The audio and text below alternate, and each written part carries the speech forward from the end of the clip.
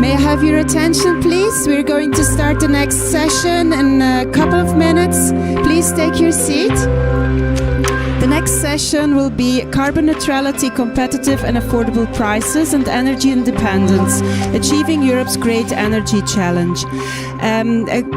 Some practical information: if you would like to use the headset, please feel free. It may be easier also to follow the sessions. Thank you.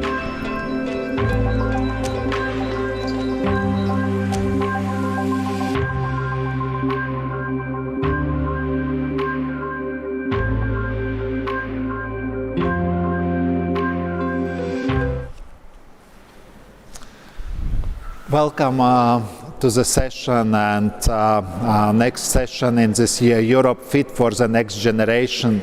I looked, well, basically we are looking for the generation that is now and the future of next 15 to 20 years.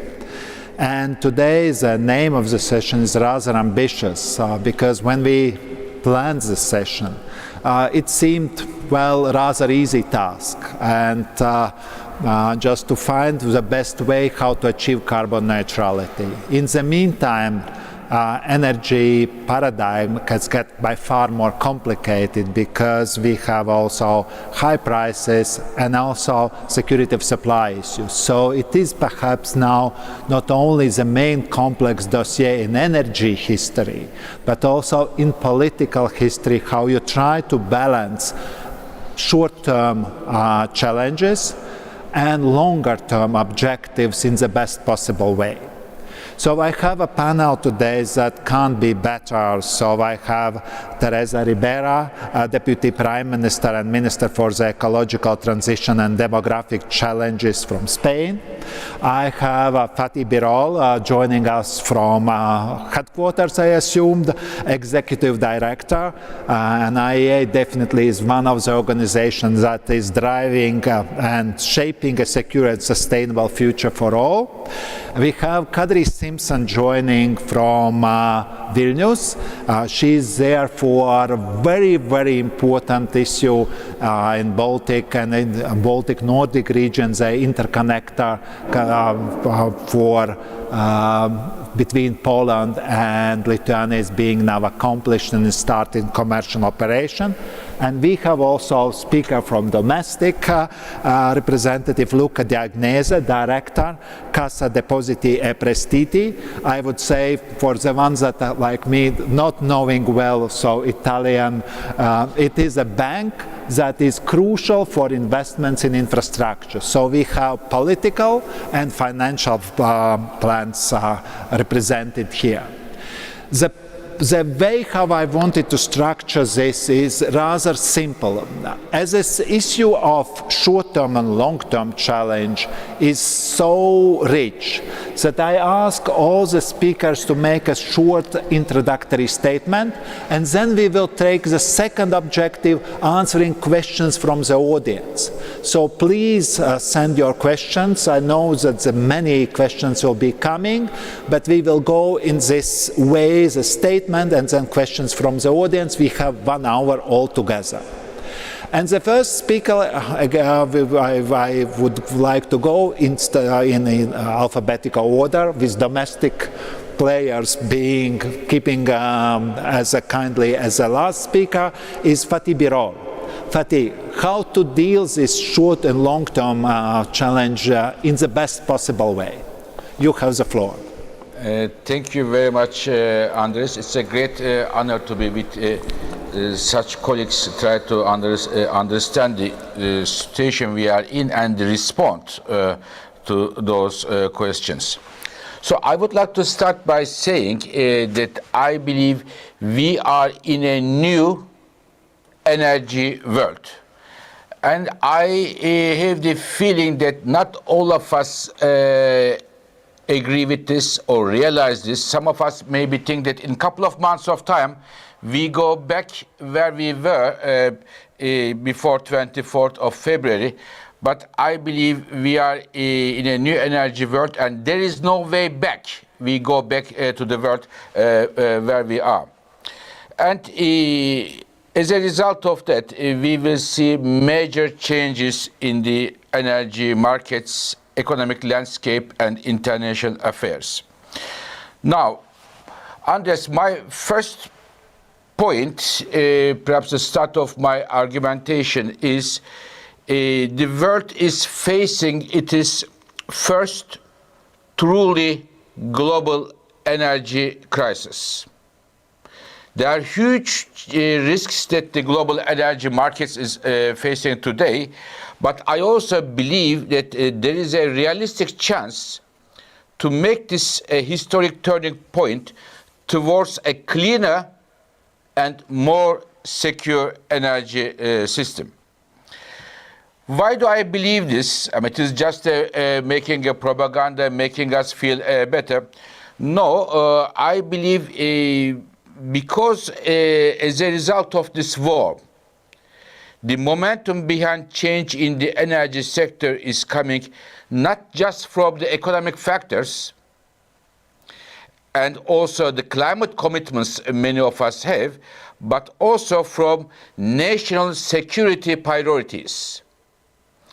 And if you look at back energy history, you may see that the combination of these factors can be a very powerful one to lead to change.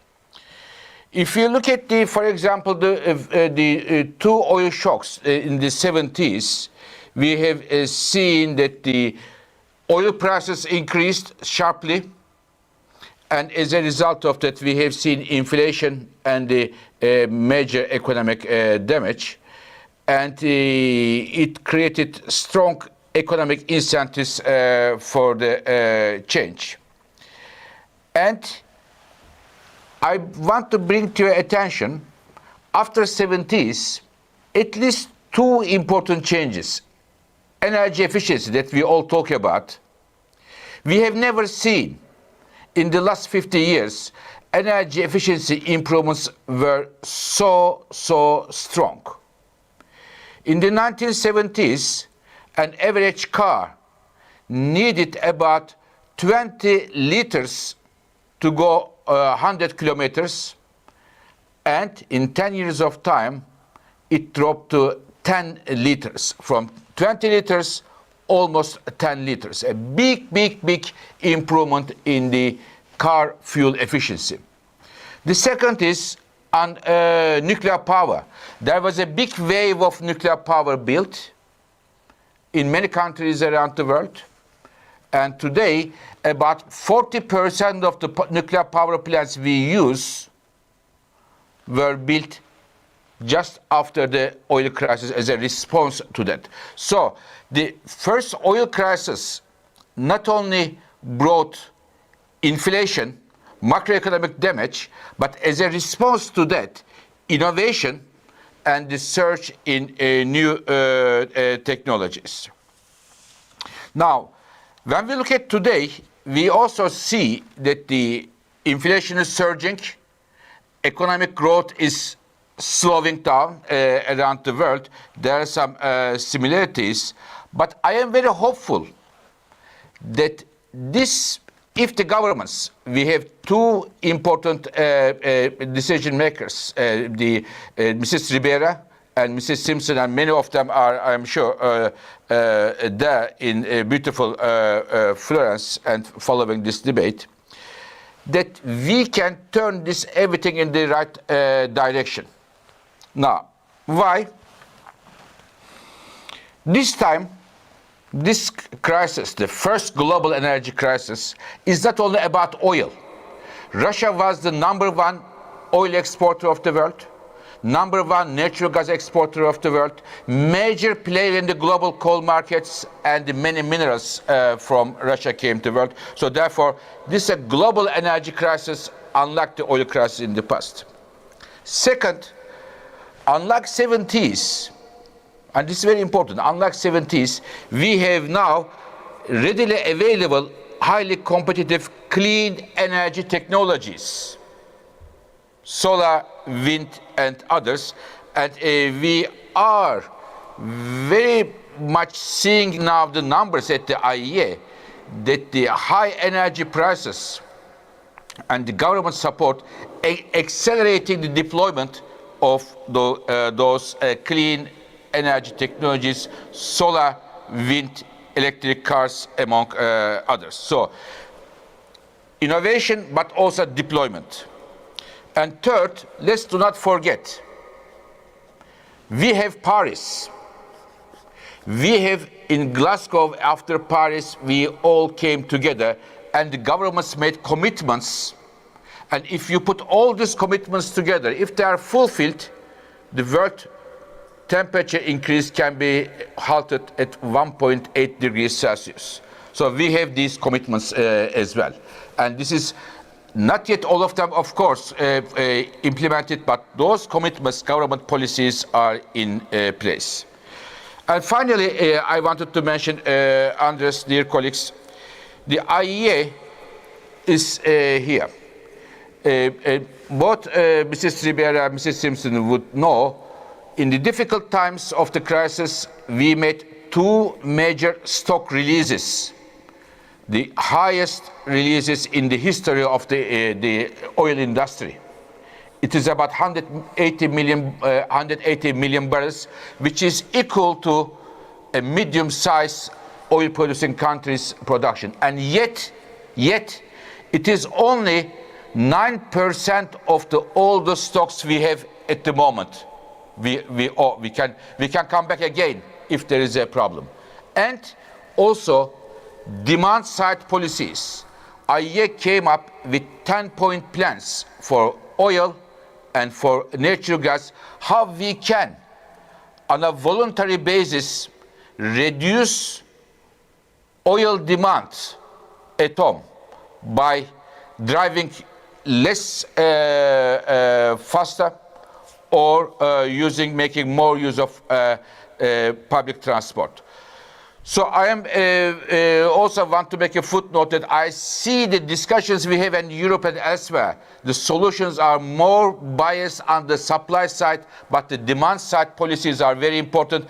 And if we are not able to put these demand side policies, and I see that many countries are doing it now, we may well see a rationing in Europe in the difficult times to come.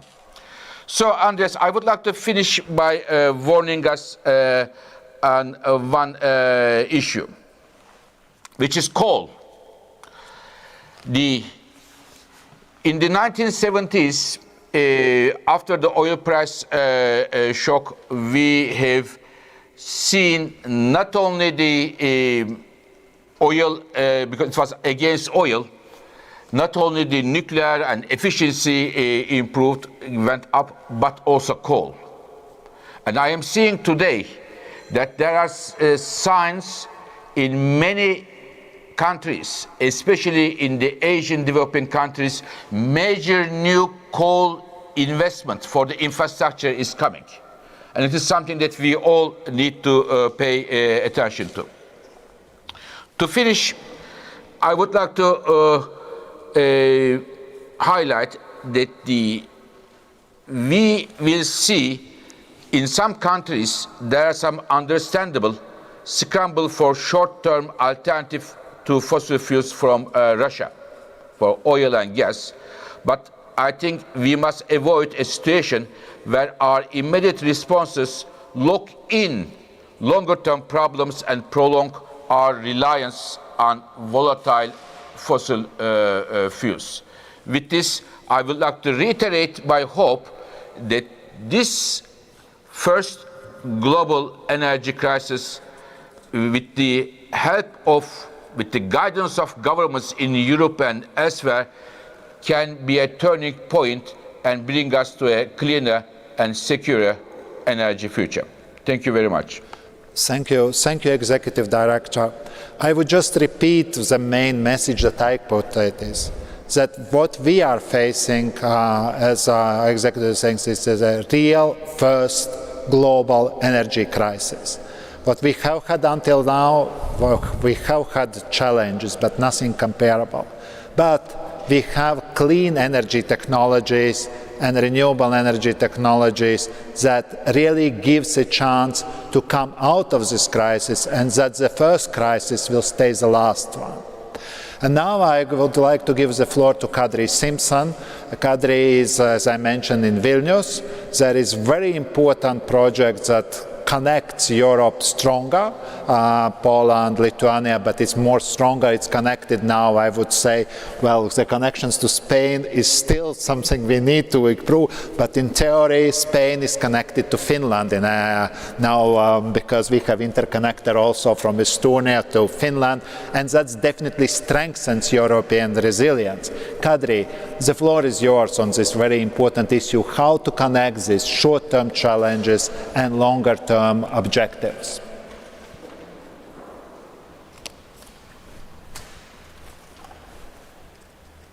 No. Okay. So there is a problem with connection, but it's nothing to do, I assume, with technology, so we will get back.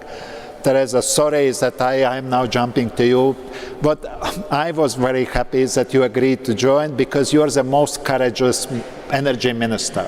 I have heard so many complaints from energy industry about you that none minister comes to such close. And you can come to this only if you're courageous and take extraordinary decision, extraordinary time. So I'm very, very happy that you joined, and also about your courage and determination really to deal with the issues, and there are no perfect solutions to the problems. Teresa, the floor is yours. No, thank you so much, and thank you for these very, very nice words in such a nice company, with so many people that are courageous and that are wondering how to face these very difficult challenges. I will make some very, simple, big comments on how I see things. The first of them to state some reference on where we are from probably a different perspective, what we have heard up to now.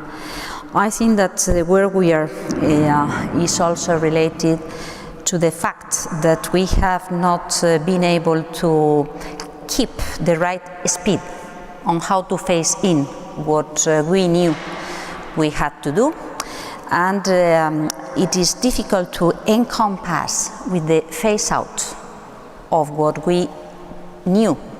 It was not so much needed, and we had to get rid accordingly in the time to come. So there is a clear miss of encompassment between the two rhythms.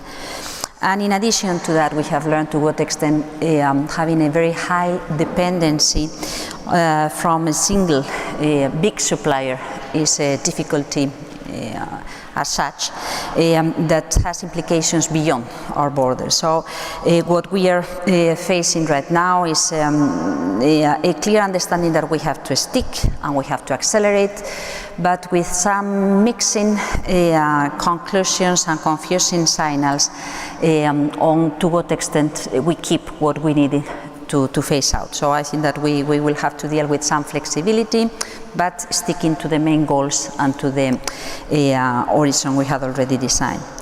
The second comment is that we learned very easily that we needed to react because of many reasons. We needed to react because of clear political reasons. We have the conviction that our main values are at stake, and that we needed to understand that even in this crisis there were prior messages to be stated and to be defended, but we want to understand that this transformation, even in difficult times, needed to take into consideration the relation between social and environmental concerns. So how we can deal with these issues, it was already a challenge, and now it is even more difficult. That is something which is important, and I think that the reaction was good and is still valid. We need to stress unity, we need to stress solidarity, we need to stress a much more bigger cooperation, and these are things that are important in the construction of the European project, and I think that there is an opportunity to do much more because of this crisis.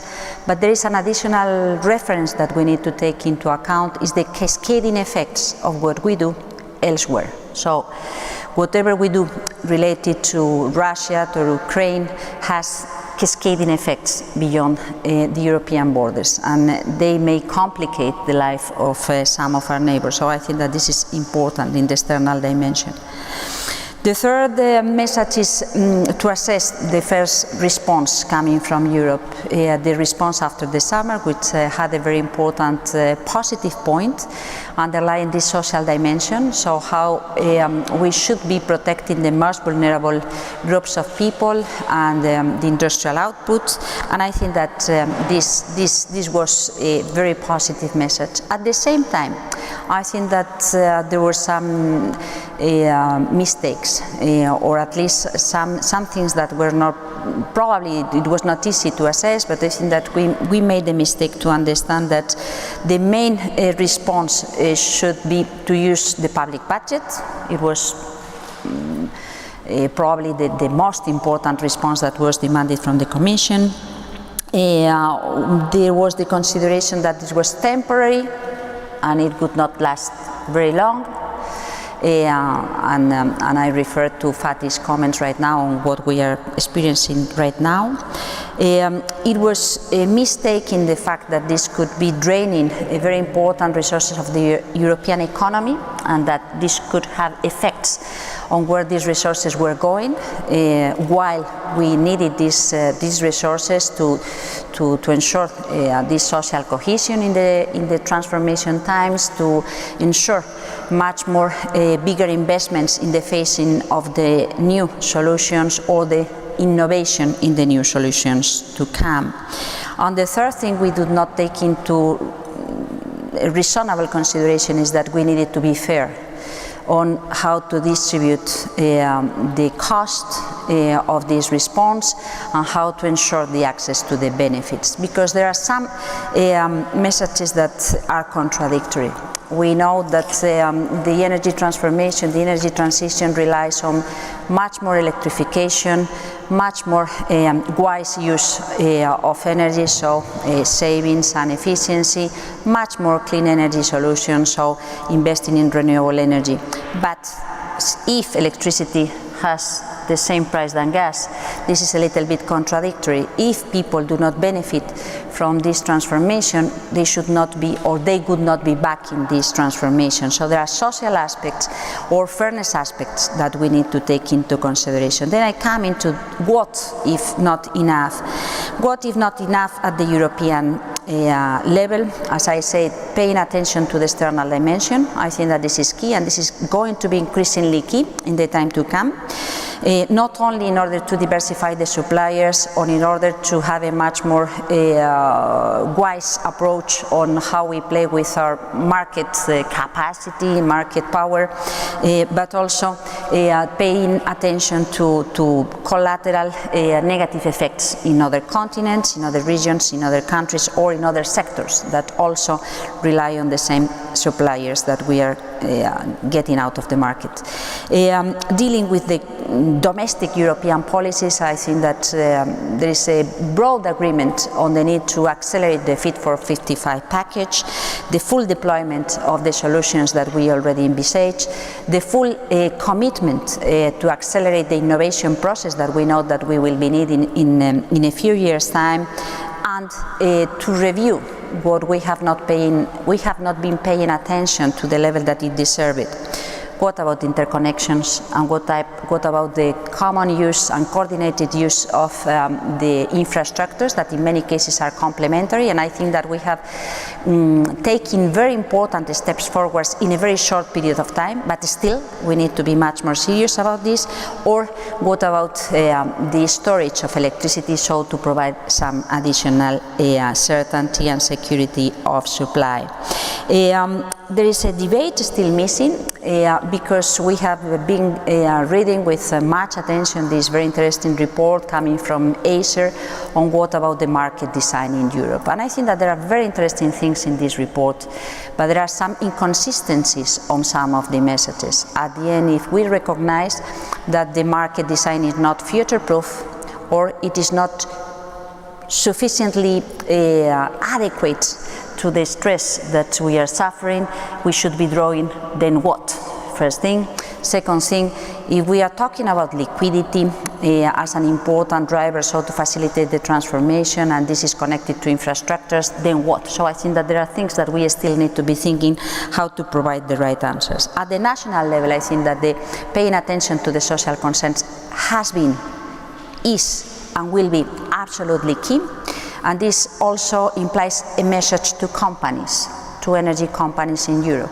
It's not only about regulation or social policies, it's also about what is the rationale of not paying attention to the profits, not paying attention to the distribution of the positive and the negative effects. We have undertaken some messages in the case of Spain. Some of them have been also introduced in the recommendations being issued by the International Energy Agency, being issued by the Commission in the Repower proposal being tabled in March, such as how to work with the windfall profit tax or clawback, as we were doing, how to introduce some possibilities that are not, how to say, classical or orthodox proposals in the functioning of the energy markets. But very honestly, I think that the energy markets are not working in an orthodox manner. So it is the responsibility of the institutions to be stating and to be saying that we want this to happen, but that we need to pay attention to the public interest and to an equal and balanced assessment on how we ensure that this can happen in a smooth manner. Well, thank you. I would just repeat the main message, and I fully agree. I don't know how to do it, but it is good that markets work for price signals to be and investments to be made. But if it does not give consumer the perception that their payments will decrease or at least will not increase, there is a problem. And we need to find a way how to deal with this, because the transition will require changes, and changes always are needed to be supported by people. And that, I think, is important criteria, how much we pay for energy services. So Kadri is there. Kadri, congratulations with Extraordinary Energy Council. I would advise everybody to read your remarks for the press. I think it was so clear message about the many issues, that is prices, to have to pay in rubles or not. I think it's really a great statement. And congratulations today for Vilnius event. And now the floor is yours for this transition. I'm very happy that you rejoined us. Thank you. It is also my pleasure that I was able to join you, and greetings from Vilnius. Indeed, earlier today I had a chance and honor to participate at the opening ceremony of Kipl pipeline, and that allows Poland to access also another alternative supply route. Only after a week, when Russia's Gazprom announced that they will be cut off from Gazprom supplies. Well, we say that Europe's energy policy is facing huge challenges at the moment, and that we find ourselves in a moment of multi-crises. And some of them are immediate, others long-term, but in reality there is one common denominator, and this is security. First, it is economic security.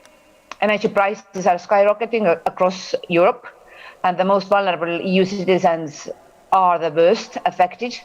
Then there is a climate security. We are just a few years away from peak emissions need to be reached. And then there is energy security, because Russia's aggression in Ukraine has made us confront the reality of our energy dependence. Russia is desperately clinging to the past. But us, we will look to the future, and that future and the common solution to each of these challenges is the energy transition. And I don't want to oversimplify the severity of the challenge we are facing here.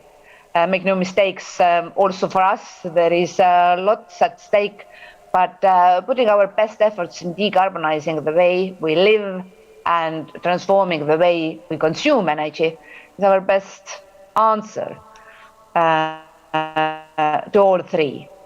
And it's also a fundamental solution to a multifaceted problem. energy prices will return one day to normal, and the war in Ukraine will someday come to an end. But what about future shocks? We cannot remain so focused on the crisis of the present that we ignore the potential shocks coming around the corner. And that's why we need structural change, and one that strengthens our security in all its forms. And the energy transition is it. The most effective solution we have at all challenges, both immediate and long term. And concretely, to do this, way forward is called from our side Repower EU, building on the foundations in place from the Green Deal. You may have seen our initial communication in early March, and right now we are working to deliver a fully developed plan for Repower EU in the next few weeks. Its core values and aim remain the same: to remove Russian fossil fuels from our system well before the end of this decade, and replace them with stable, affordable, clean energy. And we will diversify our gas supplies away from Russian sources. Partners around the world are ready and able to step in. And you have seen record numbers that already arrived to our ports and terminals, record numbers of LNG in January and February. And we have the potential for another 50 BCM this year, additional than contracted already before the war started. And all of this leads us to believe that before the year is out, our plans could help us reduce our demand for gas by 2/3 of Russian imports compared with last year. And even though gas used to be the major driver of our society, its time is coming to an end. As well as diversifying, we will boost the transition to renewable gases and hydrogen, and we accelerate the European Green Deal. So until now, we have been climate leaders across the globe, but this shift in gear means we are looking at an even faster scale up of renewables across Europe, and the new hydrogen accelerator we are developing will be a central part of it. Energy efficiency also takes a center stage, because the more we save in the first place, the less we need to find alternative sources. And it's also about empowering consumers and citizens all across Europe, because many citizens feel as if they have no control on spiraling energy prices, but saving energy, it is a deliberate act of resistance that each and every one of us can engage in. So we will come forward with a plan to promote energy savings called EU Save as part of the Repower EU. Repower EU is also about removing the obstacles holding us back, and these days infrastructure bottlenecks slow down our pursuit to net zero. So this needs to change as quickly as possible too. So this is how I see the challenges and the opportunity in our hand, and I hope it frames the discussion well, and I'm looking forward to the Q&A session. Thank you, Kadri. And thank you for what the Commission is doing. As a former Commissioner, definitely I have a lot of admiration what you and your colleagues are doing. And Repower communication, it's definitely a new start. Would say it is more ambitious than ever before, and action plan definitely we are waiting for it. But it's very clear the main message that EU is going for a rapid but managed phase out of fossil fuels. I think that is important, that it is a process that is not just diversification, but it's also by far more step forward. And now we come to the very important part of energy value chain, it's money. Because without money, it's very difficult to do transition. Luca Chiesa has a lot of experience in energy sector, energy infrastructure. Now the issues again are at his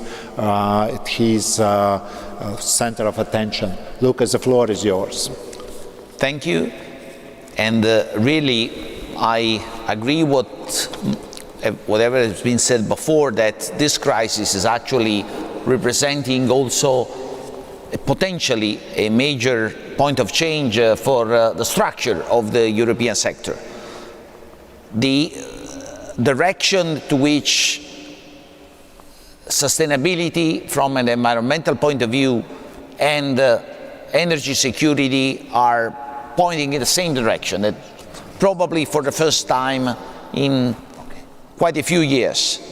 Across Europe, the economic pressure, the environmental pressure, the security pressure are going in the same direction.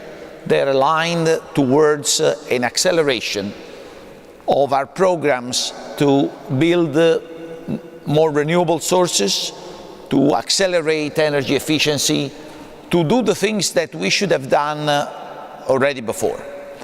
The problem actually, clearly in Italy, but I suspect in many other countries, was never about money. Was about the speed of the permitting processes, the commitment to really accelerate this transition, to make the production of electricity sustainable, and then move towards the electrification of the economy. So on one case, there is a case for this crisis being a catalyst for accelerating this transition. On the other hand, I think we have to, as Europeans, to keep in mind that Europe, from the point of view of CO2 emission, is only 10% of the world. And looking outside Europe, the impact of this global energy crisis are not necessarily as transformational as they are in Europe. We have to think that in many countries that already represent the bulk of CO2 emission worldwide, the economic and the environmental signals are not pointing in the same direction. The cost of energy transition in a country like India is very difficult to be borne by the Indian economy alone. So, as Europeans, as citizens and institutions, in a region in which the economic weight globally is probably bigger than its CO2 production weight, so we can do more as Europeans by engaging ourselves on the world scene than by what we have to do anyway, which is in our houses to be kept in order. We have to avoid that this crisis is creating a new danger. The danger that the international and global cooperation towards decarbonization gets stopped. Because there will be, in a few years' time, cheaper Russian gas for Asia. There will be difficulty in coordinating policies between the West and Asia, which is absolutely necessary if we don't want to have a clean Europe as a small island in a growing emission world. So the issue is not about money in Europe, it is about money outside. And we have to prepare, because the energy sector is not a sector that allows quick fixes, but we have to build a strategy not only to accelerate the transition in Europe, which is quite obvious today, but also to think about how we address the problem worldwide.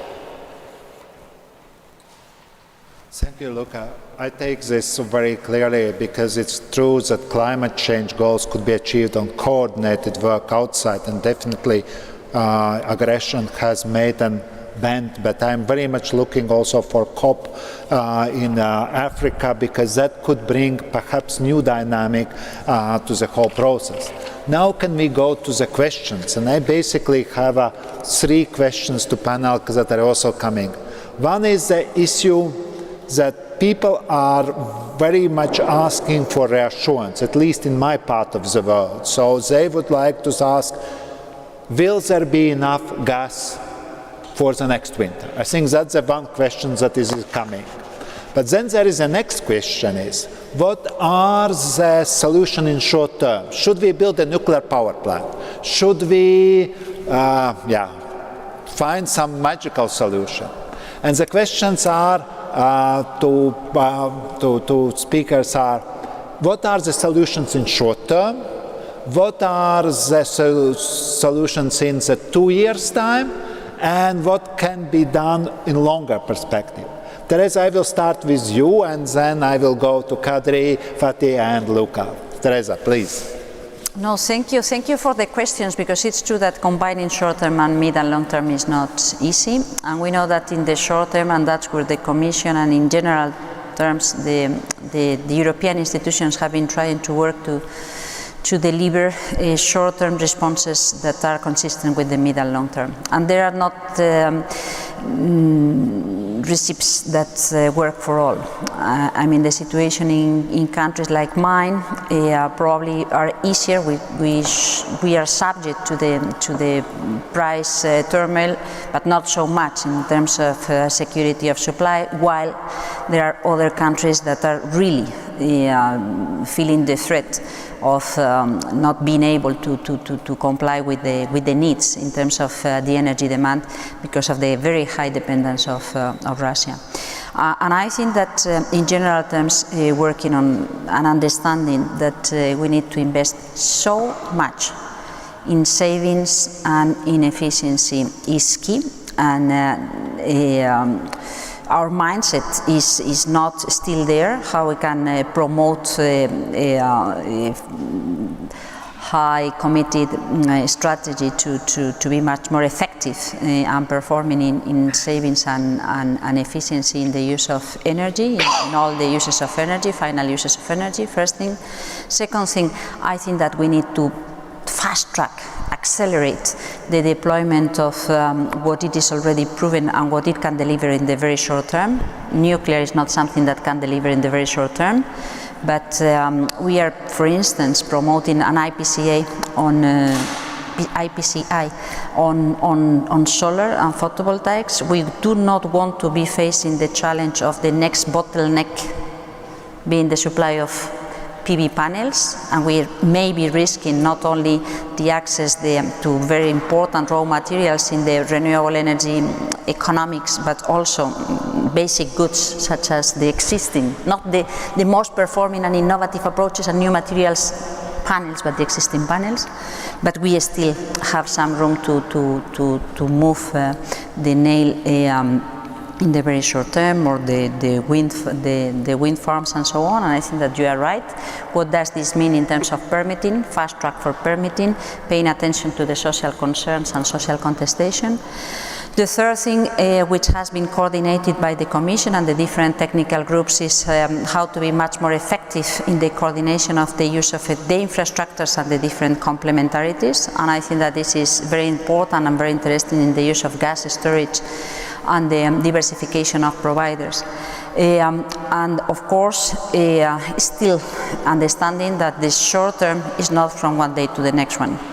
I think that pitifully, the short term is several months short term. So this is something that we need to handle, be much more sensitive and flexible towards the different realities of the different member states, and we need to understand that there may be different needs in Austria or in Germany or in Italy or in Spain according to our own limitations, and being solidar on that is absolutely key. Thank you. Kadri, what you would say is absolute short-term priority where the whole attention should be put, and by whom also, I assume? I will give you an answer on short-term challenges too, but I will start with the mid-term.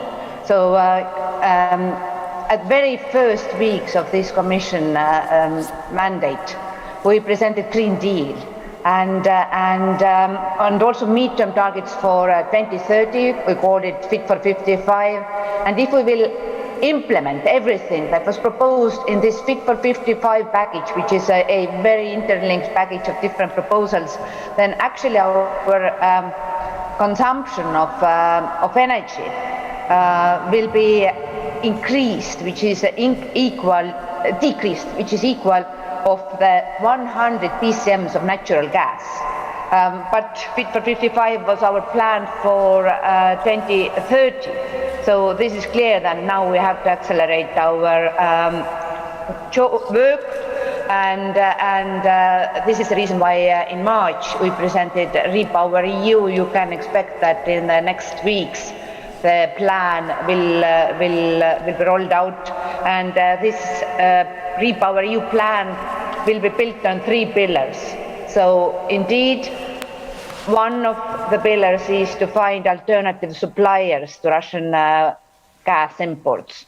We have reached out to all the major gas-producing countries, both the ones with whom Europe is connected by a pipeline and also LNG producers. But on top of that, these volumes that we will attract from global markets, we also prioritize our own gas production. So we want to boost the EU production of biomethane, and this Repower EU plan would aim for 35 BCM of biomethane production by 2030. So this is doubling the current EU ambition. And then we are also proposing hydrogen accelerator, because molecules can also be green molecules that reach to Europe in the form of hydrogen. And of course, 2 other pillars which are even more important are renewables and savings. We have to front load our investments into renewables. We will do so. We know we have identified the major bottlenecks that are holding us back, and one of these is permitting. So you can expect that after 2 weeks we will present also the legislative proposal how to shorten the permitting for renewable installations. And then savings. Well, this is clear for everybody that savings make sense, and as I was already mentioning in my introductory remarks, there will be also a plan for savings at the European level. Now, the heating season will be here, not very far from here. We count that it starts from the 1st of November, and to be better prepared, we guided our member states to start filling of underground gas storage already right now. And this is what is happening right now all across Europe. I just met the Polish minister earlier this morning, and even Poland is in that stage where they are filling their underground storage, which is already 81% full. But to be better prepared for next heating season, we guided all the member states to be as ready as Poland is already right now. So the target is 80% for this autumn, and 90% for the rest of the years to come. And we do have security of supply plans in place. So regional cooperation is also the key. We do have in place pretty solid network of LNG terminals, and member states are connected with pipelines that can deliver gas also via reverse flow if the supply disruption from east will happen. Thank you. Thank you. Just to spice up, I have also questions from audience. Just Scott, please, if you mic, please give. And so, Vativ, you will be the first to answer. Yeah, I am afraid otherwise nobody will hear also that are remotely connected to us.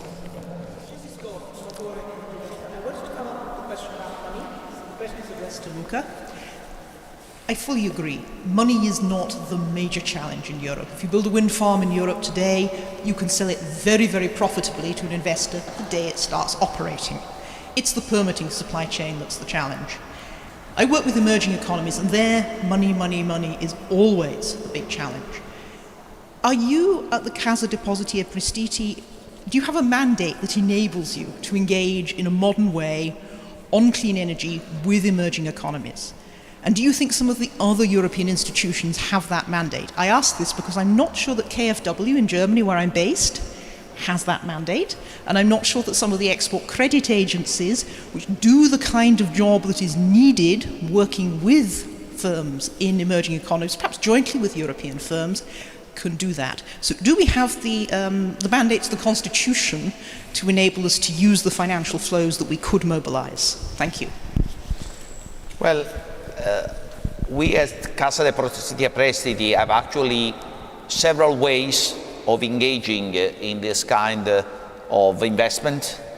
One, of course, is our traditional role in supporting export from Italy, and Italian companies which actually are not so active, unfortunately, in the renewable sector as they are in, say, fossil fuel sector. But the other two things we do, we have a mandate to act in international cooperation together with our government, and specifically the Foreign Affairs Ministry and the Ministry of Economy, to support what's called the international cooperation projects, as well as we have a mandate of management of a newly created climate fund for which Italy has actually committed government resources to the volume of 5 billion euros over the next 5 years, which is a substantial increase of resources that are being committed by our country for developing countries, and specifically climate-related projects. Again, in that area, we have really to distinguish, in my view, different countries. There are countries in which, especially in Africa, the lack of projects is still, of viable market projects, is still the #1 issue. And actually a few things that are well structured are actually being chased by a lot of money. While, of course, energy is a market, so the ability to pay from local customers is actually something that creates issue for lending projects, and straight state aid is not necessarily the right answer. So it's always a combination of the right policies, the right market mechanism, and money, which is actually, especially in this situation of growing inflation worldwide, is probably more and more attracted by investments in typically inflation resilient kind of projects, which are those in the infrastructure sector. So it's difficult actually to deploy substantial amounts of money in a lot of countries. That's our experience.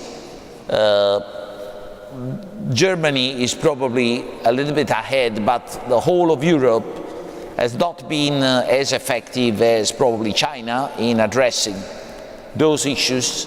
I think we have to make a substantial step ahead in that direction. Thank you. Fatih, I would like to address two very precise questions to you that came out from his answers. One is on energy efficiency. I know that you are championing it, and I would very much praise this easy-to-use guide, how to save money, reduce reliance on Russian energy, support Ukraine, and save the planet. And you even came with a figure, 500 euros each household on average could save. If I would go and say you should pay 500 euro more, I would be killed immediately by my neighbors. If I say you 500 euros save, they don't do this. How to really advance on energy efficiency, because it definitely is a short-term answer, Kadri and also Teresa both said. Another issue comes with wind energy. Today, Wind Europe published, or it was yesterday, the report where they basically say we have invested for 19 gigawatts. We needed to invest for 35. So how to accelerate this process, and it's onshore and offshore permits is one issue, but still the gap is too significant to say that, well, just by streamlining permissions, we will manage closer to the target. So, Fatih, what would be your recipe how to approach these two issues? Thank you very much, Andres. I think we have in Europe, and maybe beyond Europe, we have two very sensitive seasons. Summer for oil, because the driving season means demand for oil increases in Europe and elsewhere. Second, winter for natural gas, because of the heating season. So we have to find solutions to that, especially in the context of reducing or nullifying Russian gas and oil imports. So what we are doing is, on one hand, we are trying to find new suppliers to replace oil and gas outside of Russia. Second, in terms of gas, we are cutting the red tape, hopefully, and bringing more renewables to the markets. And for nuclear, you mentioned, Teresa is right, new nuclear would not be a short-term solution, but the lifetime extension of the existing nuclear power plants in the countries where it's accepted could be a solution as well.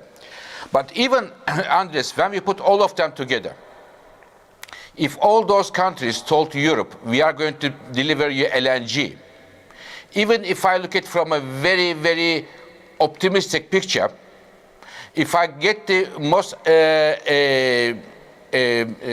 most ambitious renewable penetration, I don't think that in the absence of aggressive demand-side policies, we will be out of problem in Europe in gas this winter. Efficiency remains a critical and, not in my view, not an optional choice. And efficiency we can do two ways. One, voluntary, by informing the public.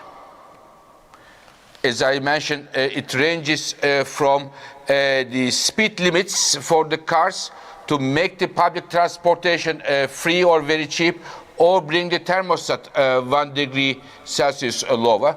There are different suggestions we made, and I am very happy that 5 EU countries have taken our these easy to implement suggestions, and they are making some policies there. The second, regulatory measures, voluntary and regulatory measures.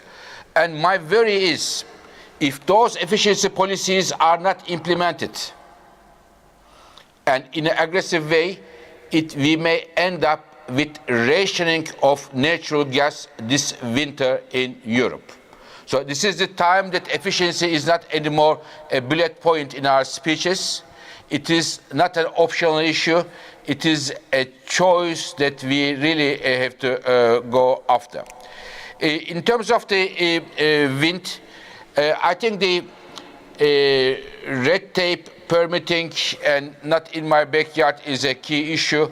But in addition to those, I should say that there are major manufacturing bottlenecks in some of the manufacturers. We also need to look at that side of the problem.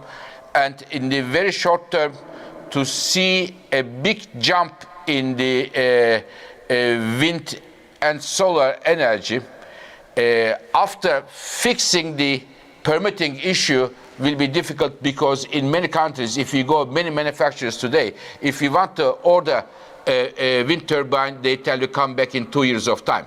There's a big backlog there.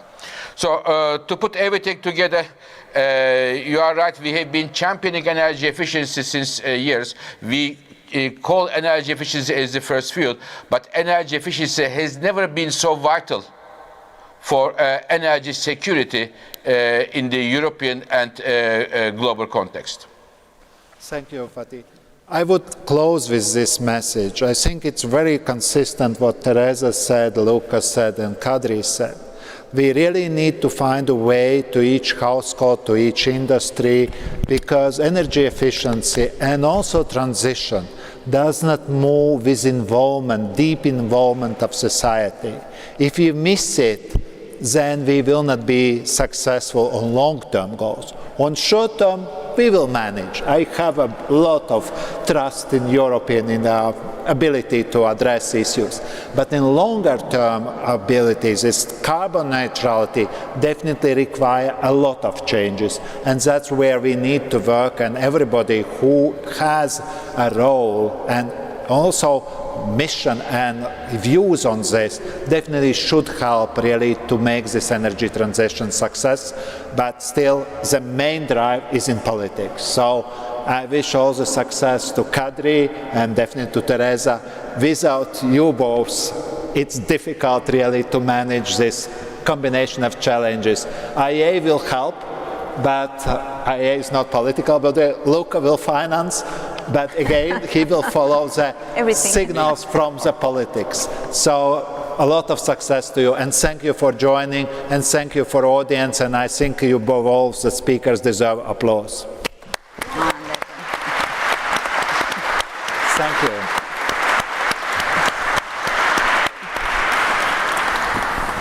In our case, the financial guarantees for developers.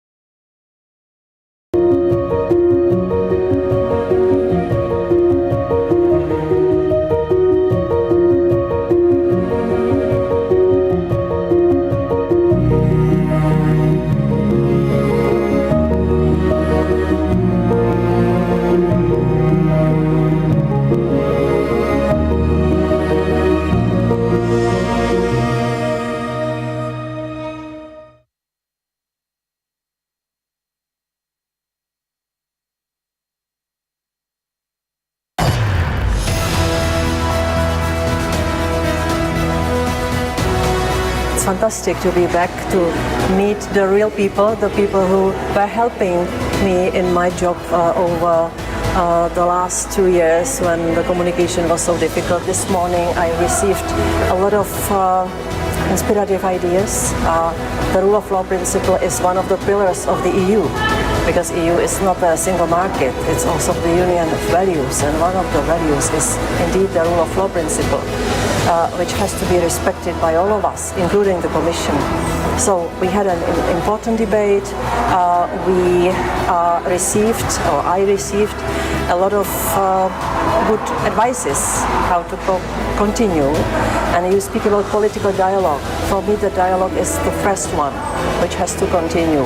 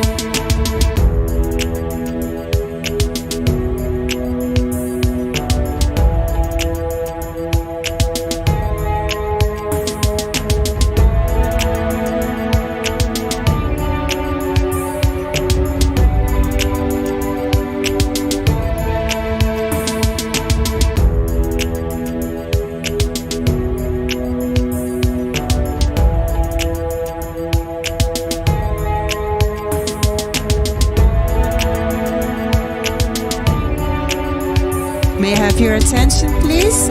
Kindly ask you to take your seat. We're going to start the next session soon, Enfranchising Mobile EU Citizens. If you wish, you can also use the headset on the chair, which could help to listen better to the speech. Thank you.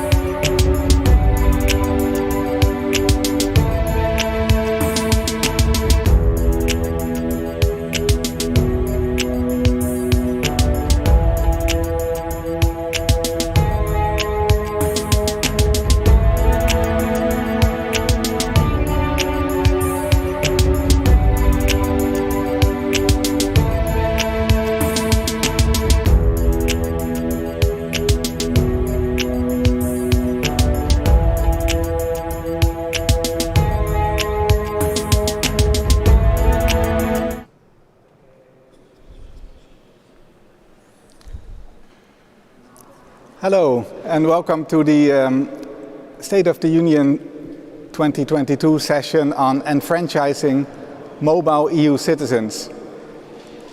My name is Maarten Vink. I'm the chair in Citizenship Studies here at the Robert Schuman Center of the European University Institute.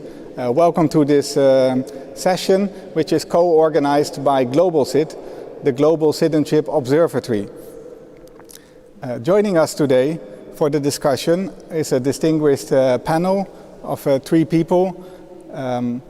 First of all, there is Damien Beuselager, member of the European Parliament for VOLT, the pan-European movement.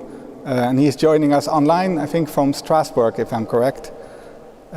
Secondly, we have Marie-Hélène Boulanger, head of unit of the Union Citizenship Rights and Free Movement, DG Justice, and Deputy Director of Equality and Union Citizenship at the European Commission. She is also joining us online remotely today from Brussels. And thirdly, I'm very happy to have here on stage with me Virginia Fiume, who is the co-president of HUMANS, the pan-European movement of citizens and democracy and sustainability. Thanks a lot for joining us here in Florence, Virginia. Now, for those of you joining us via the digital platform, please submit your questions for the speakers in the Q&A tab. Thank you in advance also to the co-moderator of the panel, Ashley Manta-Hollands, Research Fellow at the WZB in Berlin and GlobalCit Research Associate, who will moderate the online Q&A and collect questions from the audience. Now, the topic of the panel is enfranchising mobile EU citizens. Broadly speaking, we talk about the question of democracy within the European Union.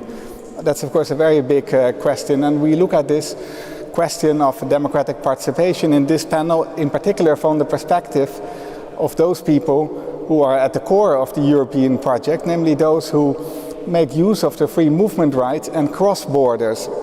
So they are in a way a privileged group. They make use of the free movement rights within the European Union. But they also are, to some extent, an underprivileged group, and we're talking about 13 million mobile EU citizens who live in another EU member state than their own state of origin, about 3% of the EU population. And they are actually suffering from democratic unrepresentation, or at least that's the question that we are tackling today. To what extent can mobile EU citizens make use of the free movement rights within the European Union while still maintain a substantial degree of democratic representation? Now, in the European Union, there's a variety of instruments to facilitate democratic participation at the local level, at the European Parliament level. But what we know from existing studies, for example, those that we have done with GlobalCit, is that actually there is a substantial underrepresentation of mobile EU citizens who typically have lower turnout rates at municipal or EP elections than, you could say, the non-mobile population. Moreover, when mobile EU citizens leave their member state of origin, they often face constraints in still maintaining a link with the member state of origin, and some member states don't even allow to vote in the national elections of origin. And voting in the member state of residence is constrained by obstacles, for example, with regard to naturalization. Now, in this panel we are going to break this topic of enfranchisement of mobile EU citizens up in three parts, and we'll do 3 rounds of Q&A with the 3 speakers in the panel. First of all, we'll start with problem identification. So what is actually the problem? To what extent is there a problem? Second question, we'll look at the institutional framework, and finally we will talk about, well, where do we actually go from here? And I see that both of our speakers have joined us online, so good to see you as well, from various locations I see. So let's start with the first question of identifying the problem. And Virginia, maybe we start with you. So from your perspective of being involved in mobilizing citizens and trying to engage people more directly with democracy within the European Union, how do you see the current situation? To what extent are European citizens actually involved in European democracy, and what would be the particular problems that you see from your perspective with regard to the representation of mobile EU citizens? First of all, thank you very much for having me here, and thank you for those of you that are here in Fiesole and those that are following online. So I'm probably the most counterintuitive speaker today, because Humans, the movement that I have the pleasure to have founded and be the president of, has a focus on participatory democracy instead of elections. So I think it opens an additional perspective to the discussion today. So I think when we talk about participation of EU citizens in democracy, I guess the key aha moment that we can take into account is the Brexit referendum. I think the Brexit referendum is the plastic representation of where the lack of voting rights of EU mobile citizens has a direct impact into the decision-making process of a nation state. So what happened with the Brexit referendum was that what was at stake was the presence of the UK in the European Union, and those 3 million citizens, EU citizens living in the UK, didn't have the right to vote at that national referendum. And I think this is the lens through which we need to look at the issue. From my perspective, I think it's very important when we talk about political rights in general is to try to decouple the concept of elections from the concept of democracy. What I mean is that I think the risk and the danger is that we look at the political rights of citizens only as the right of taking part in the election, which of course is the key instrument for a functioning democracy, but we shouldn't forget that there are other political rights that are available at a local, at a national, and at a transnational level, like in the European Union. And this is, I think it's helpful for us to frame the discussion today in a more complex manner, also because EU mobile citizens, these 13 million people, don't have the right often to participate technically in national elections, but they do pertain certain rights because they are European citizens. And I think this is an element to keep in mind. I think one of the key problems of the disenfranchisement of citizens in general, on one side is the regulatory processes, and the other speaker I think can help us to have a more clear understanding on what it means, but I think there is an overall problem which is the feeling that citizens have that their voting doesn't have an impact. and that voting is not enough to make change happen. And in framing everything that pertains to the reforms of democratic participation that are needed, this lack of empowerment in general, it's an element that is foundational in any analysis of the disenfranchisement of citizens. When we talk about the EU mobile citizens, I do believe that it's very important to consider that we are, I mean, I'm almost 40 years old, so I belong to the first generation that fully had the power, the freedom of movement because of study reasons, because of working experiences. I think the last 20 years saw a big use of the freedom of movement. And from a citizen's perspective, I think an element of the problem is that the speed that we have in moving across the European Union and leveraging our freedom of movement doesn't correspond to the speed of the bureaucratic processes, even for the rights that exist, like voting in local elections, for example. I mean, becoming a resident, subscribing to the register of citizens living abroad, talking as an Italian, for example, is way longer than sometimes the time that you spend in a EU member state. So I think also this is a key element in our analysis.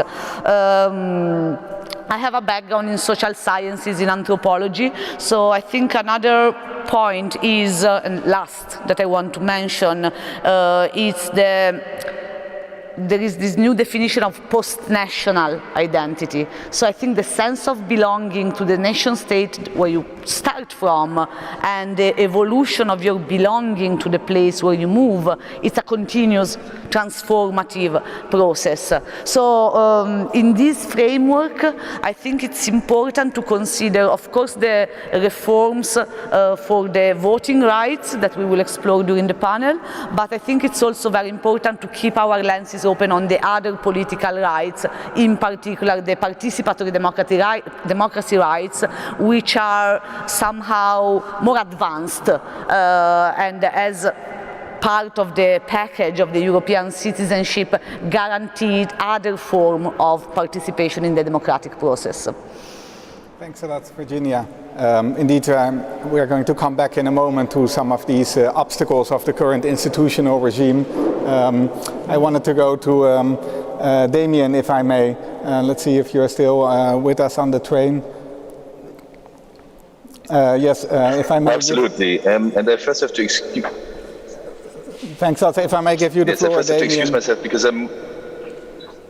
Go yes, ahead. Absolutely. I think there's a slight lag. I have to first excuse myself because I'm more mobile than I should be for this panel, and that's just due to the fact that so excuse me for that, and I will try to therefore be a bit more concise so that the background noise is not too annoying for all the participants. But I thought this topic is so important that I did want to quickly intervene on the issues that you put forward. I'll be a bit more traditional in terms of when I was campaigning, for the European elections, but also for the Bundestag elections, especially I wasn't running myself as a candidate, but for my party, people came up to me and spoke to me in perfect German and said, how come I'm not required to have a German passport because I'm an EU citizen? And I think this crucial question of having done the step of an economic integration, but not having fulfilled the promise of actually allowing people to vote and direct the societies that they live in. Just to say a bit what kind of solutions are already out there, and I know we will come to this more, but just to quickly mention, this week we obviously had a huge success when it comes to democratization with a vote on the transnational list, so a second vote basically for European citizens, which I think could, at least on the European level, make it a bit more easy to also overcome this understanding that we're just national citizens, but that we're also European citizens, which can, I think, have positive repercussions also for national level. But I'm I will also work in the European, the regional citizens, but also then on the national level at some point. Sorry. Thanks, Damien. Sorry, your connection is a bit jittery, so we have difficulties hearing you properly. So let's switch to Marie-Hélène, if I may, and maybe the technicians can double check the connection with you. Marie-Hélène, you are of course, in the Commission. So as the guardian of the treaties, looking at the implementation of the rights that the European citizens have, of free movement, and also the electoral rights. So how do you see this from your perspective? You have been very much involved in many of the impact studies that have been done on the implementation of the existing legal instruments, which have led to the preparation of the recast directives that we might talk about in a moment. But the first question is, how do you see from your perspective the current situation with regard to the democratic representation of mobile EU citizens? Thank you very much. Do you hear me well? Yeah, we can hear you well. Thank you. Thank you. So first of all, thank you very much for inviting me to this event. And I have to say, I regret very much not to be with you in Firenze. So that's definitely something I would have preferred to do than staying in Brussels. But unfortunately, it was not feasible for me to be in Firenze. First of all, where do we come from? In the European Union, we are with our basic value, fundamental right, rule of law and democracy, which lies at the heart of the European Union. And democracy is very much on the agenda during this mandate. I'm sure you know that it's one of the 6 headline priorities of the President of the Commission, and it was announced in a political guidelines with the title, A New Push for EU Democracies. Now, I think it has already been said that in healthy democracies, citizens can take part in election and in the democratic debate. And in the field of election, the right of mobile EU citizens, they are protected both by the Charter of Fundamental Rights, but also by our treaties. And they concern in particular the right to vote and to stand as candidate in European election, but also in municipal election. Just to mention, it's not an absolute right, it's a non-discriminatory right. So that means that mobile EU citizens have the right to have electoral right, to vote or to stand as candidate under the same condition as the state's national. This is very much in line with the principle of equality and non-discrimination on ground of nationality. And as the previous speaker said, this is very much linked to the free movement rights, which is the possibility for European citizens to move and reside freely within the European Union.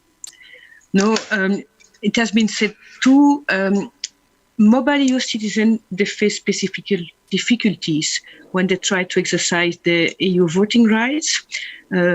Who are there? I think in the presentation for this panel, you introduced some figures which are very telling. It's about more than 13 million of European citizens. So if you just compare, it's like a member state. Some member states have this number of people. So it's not we speak about a limited number. We speak about an important part of the electorate. You mentioned that we have proposed to recast the directive. I think we will come to the content of this recast a bit later on, but I wanted to take this first question on problem definition on telling a bit more about the issue. So first of all, it's a highly diversified group of people with many individual characteristics that can influence their voting behavior. And as everybody, people vote also because they have some familiarity with politics. And it's not only the fact of being a mobile or not being a mobile, but the fact that they know well the politics in the country of residence might also impact their voting behavior. Democratic participation can be determined by a range of subjective and also individual reasons, and also by socio-demographic factors. For instance, the length of stay in the country of residence can play a role. It impacts the likelihood that people vote and their voting behavior. The longer you stay in a country, the more likely you know about the politics of that country, and that is certainly a good incentive to vote in that country. It shows also that an important element that has been said also by a previous speaker is that the information that people get, big information on registration, big information on the political life of the country, etc., is very important in this context, to understand the procedure and to understand what it is about in the country of residence. Now, what we have as Commission, which is a starting point and a very important point that we address together with Member States, is that the turnout of these mobile EU citizens remains low compared to the one of what I would say the static, so the national of the concerned Member States. Now, overall, all data we have confirmed that this category of citizens are substantially less likely to vote than their counterpart in their home country. And if I take some figures, it's between 50 and 75% less than, I would say, static citizens for the last European election. So this is certainly something important if you look at the number of people concerned, the specific right they have, and the difficulty for them to exercise their voting rights or the lack of appetite to do so. Thank you. Okay, thanks a lot, Marie-Hélène. And let's pick up on this exactly, right? So now that we have identified the problem, yeah, it's clear that mobile EU citizens make much less use of the rights that they have. They are less likely to vote in local and in European Parliament elections in the member states where they reside, and they're even much less likely to participate in the national elections in the member states where they reside, because we know that naturalization rates of EU citizens in other EU states are very low, and in some cases of a couple of member states they are also not able to vote in the member states of origin. A brief comment to those of you who are online. We're also doing a little poll on some of the options that we might discuss in the third round of questions. So if you are online, please fill in the poll and so that we can see also some of your views. But I'm going to come back to you, Marie-Hélène, before giving the floor to the others again on the institutional framework, right? So there is a problem, and in order to address this problem, we have, for example, the recast directives on voting rights of EU citizens at municipal level or the European Parliament election, and that's currently being discussed in the European Parliament. So Damien can also say something about this in a moment, as well as about other things such as the transnational party list that I think was discussed this week in Parliament. But first to you, Marie-Hélène, how do you see the current institutional framework? So what is the EU doing to repair this problem? Let me phrase it like that. Thank you very much for giving me back the word on this topic. So what I would like to do now is indeed to briefly outline what we have put on the table to recast the directive on voting rights of mobile EU citizens. This is something we presented last year in November in a package related to the integrity of election, which includes other proposals, including, for instance, a draft regulation on transparency and targeting of political ads. So this is a complete package of measures, and there are other legislative proposals in this package. Now, regarding the specific question of mobile EU citizens, this is something that member states with our support have addressed for years, looking at the hurdles and gaps, trying to support mobile EU citizens to effectively exercise their right. But what we have seen when we prepared this package, and in particular in the context of what we call the impact assessment, is that there are challenges to participation, and that they are still there despite all the effort.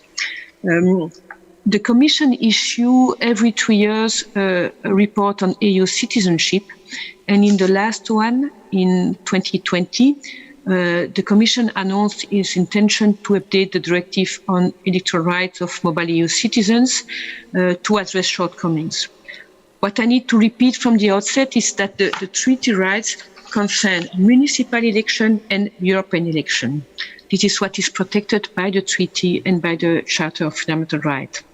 Now, what we did to prepare this is to consult broadly with a public consultation, but also some dedicated consultation, building on the complaints we receive directly from citizens, and also having discussion with member states, including in the framework of what we call the European Cooperation Network on Election and the Expert Group on Electoral Matters, which are group bringing together member state representative and member states experts to discuss about issues affecting election in the EU. What we have seen from this consultation is that, first of all, there are problem of information due to the lack of clear information, and there is, in general terms, a limited awareness of the procedures and language barriers. And I think the first speakers mentioned that this procedure can be really complex to understand. Further, there are burdensome and complex registration formalities. Now, a specific problem which attracted our attention is the risk linked to the registration practice. So basically, when people register or they register for some election, they might fear about the impact on the voting rights for other elections. So to be very concrete, if you, for instance, are a mobile EU citizen and you register in Belgium, and I take the example of the first speaker, if I understand correctly, who is from Italy, she might be willing to keep her right in national election in Italy. And if she would register in Belgium, she wants to be sure that the mere fact that she registered in Belgium will not link to her being deregistered in Italy, in case she would be a mobile EU citizen living in Brussels, for instance. So that's a concrete fear, and that could also limit the appetite of some mobile EU citizens to register, because they want to be sure that they keep their right. And it's not uncommon that some mobile EU citizens, they decide, for instance, to vote for local election in the country of residence, but they want to keep, for instance, the possibility to vote for European election in the country of origin. So they want to have this granularity, and that's one of the issues we've seen. Now, there are also practical risk of multiple voting in European election. We don't believe it's a huge phenomenon, but obviously it has a very negative impact on the election. All these problems contribute to a turnout which has to be promoted.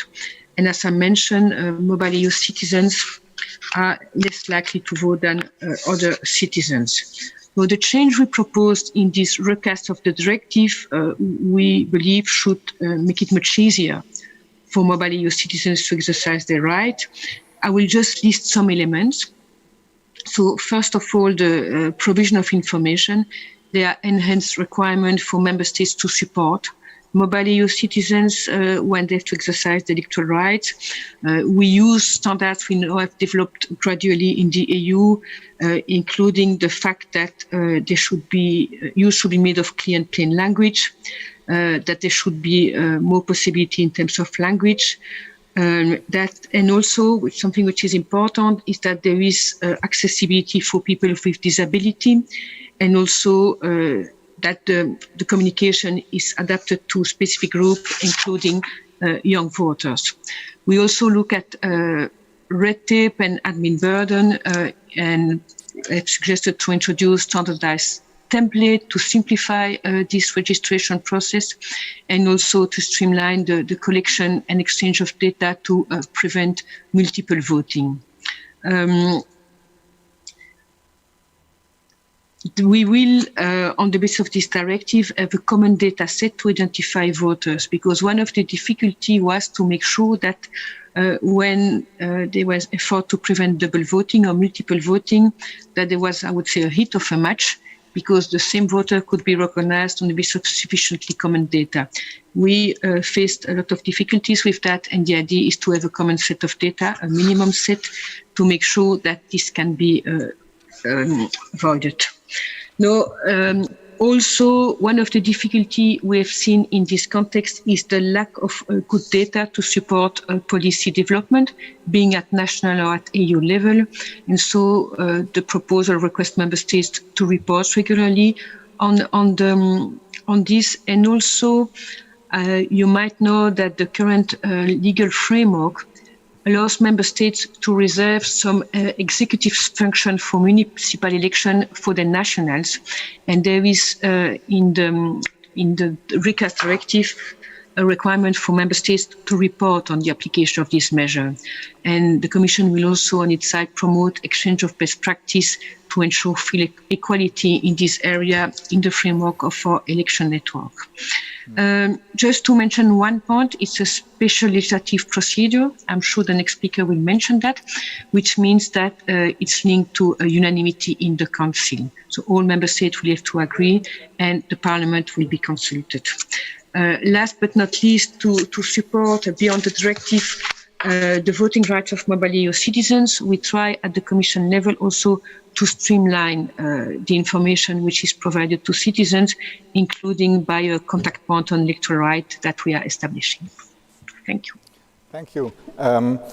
Right, so to sum up, there are two recast directives, so the proposals to revise the existing legal instruments tackles in many ways actually many of the problems, but it might not tackle all the problems that are currently out there.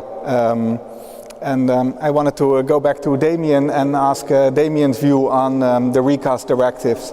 Are these sufficient to tackle the existing problems?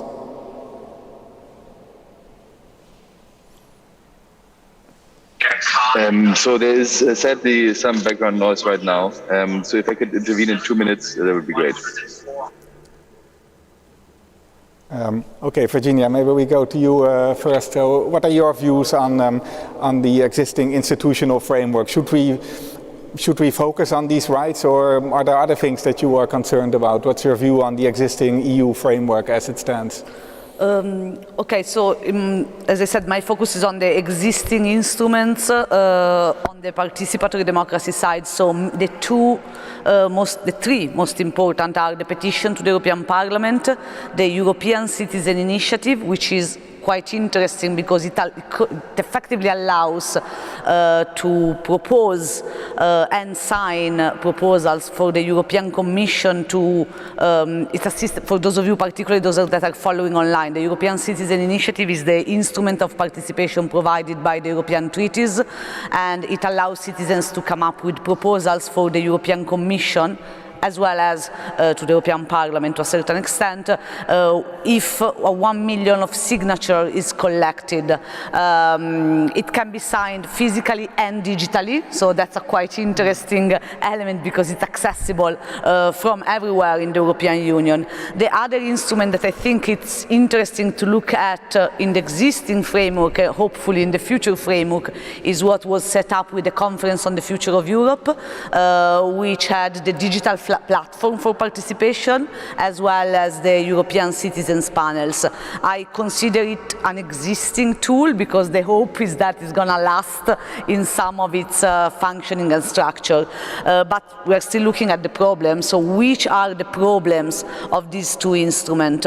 First of all, there is a lack of information and awareness of the European citizens of the possibility to use this instrument. And I think this comes when it comes to the elections, when it comes to participatory democracy. In any case, the fact that citizens are not fully informed of their rights of participation, or the lack of, but in any case, you can't react to something you don't know, you don't have. So I think this is a key aspect.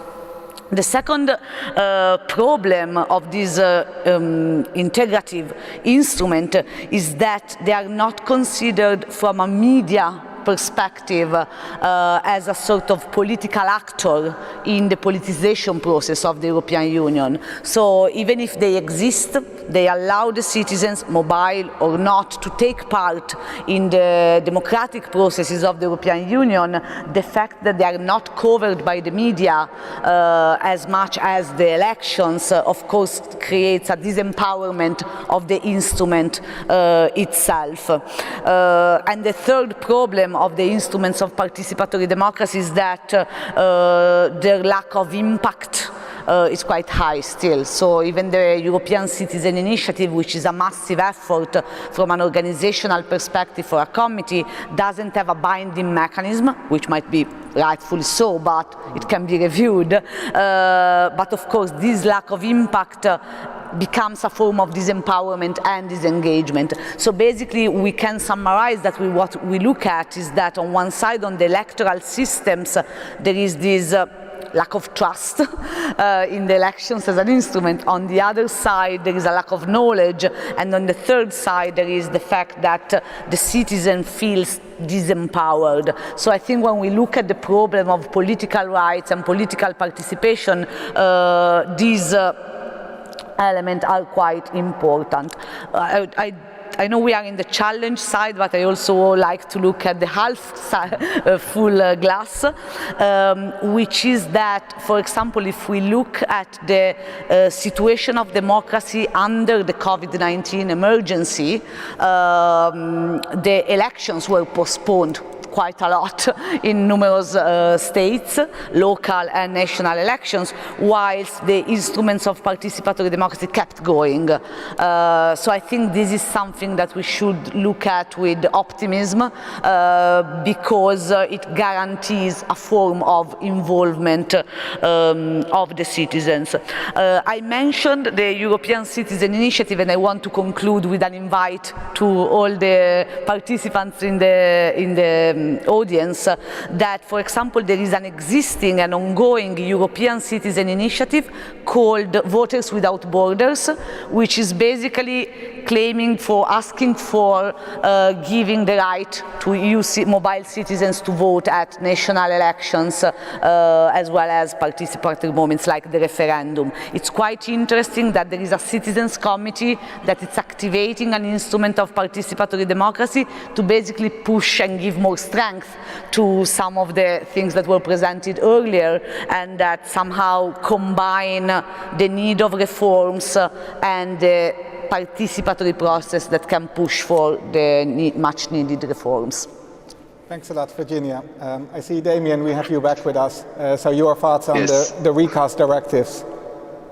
Yeah, first of all, again, apologies for the very bad connection, and I'll try to make it quick again.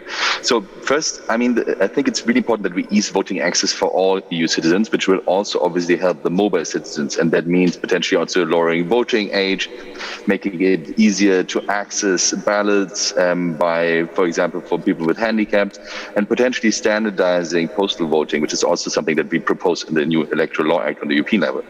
And I think there are other specific things we can do for mobile citizens, for example, automatic voter registration. So really saying, okay, if you move somewhere and you registered there, how about you automatically registered for the municipal elections that you can vote for? We would also want to propose a one-stop shop, so that as a citizen, you can actually go there and see, okay, what kind of voting rights do I have? And then I think I know that there are limits within the treaties, but I think we should discuss whether at some point it's possible to vote on a regional and national level also in the country where you're staying and where your residence is. I think that should be on the discussion, especially if we, in the conference on the future of Europe, also already talk about a potential opening of the treaties. And so overall, I think to make voting also more European, and that's why I mentioned the transnational lists earlier, would help to give this idea that we are European voters that can move from within countries, which allows us to vote within that country, but also across borders, and that we could have the voting rights there stronger, I think would help. Just one element to the double voting, we already proposed in the Electoral Law Act that we just voted on this week that there would be a stronger European electoral authority that has the powers to also look at the national electoral rolls and basically rolls, meaning the if you want the databases, and ensure that there is no double voting in the registration for the European elections.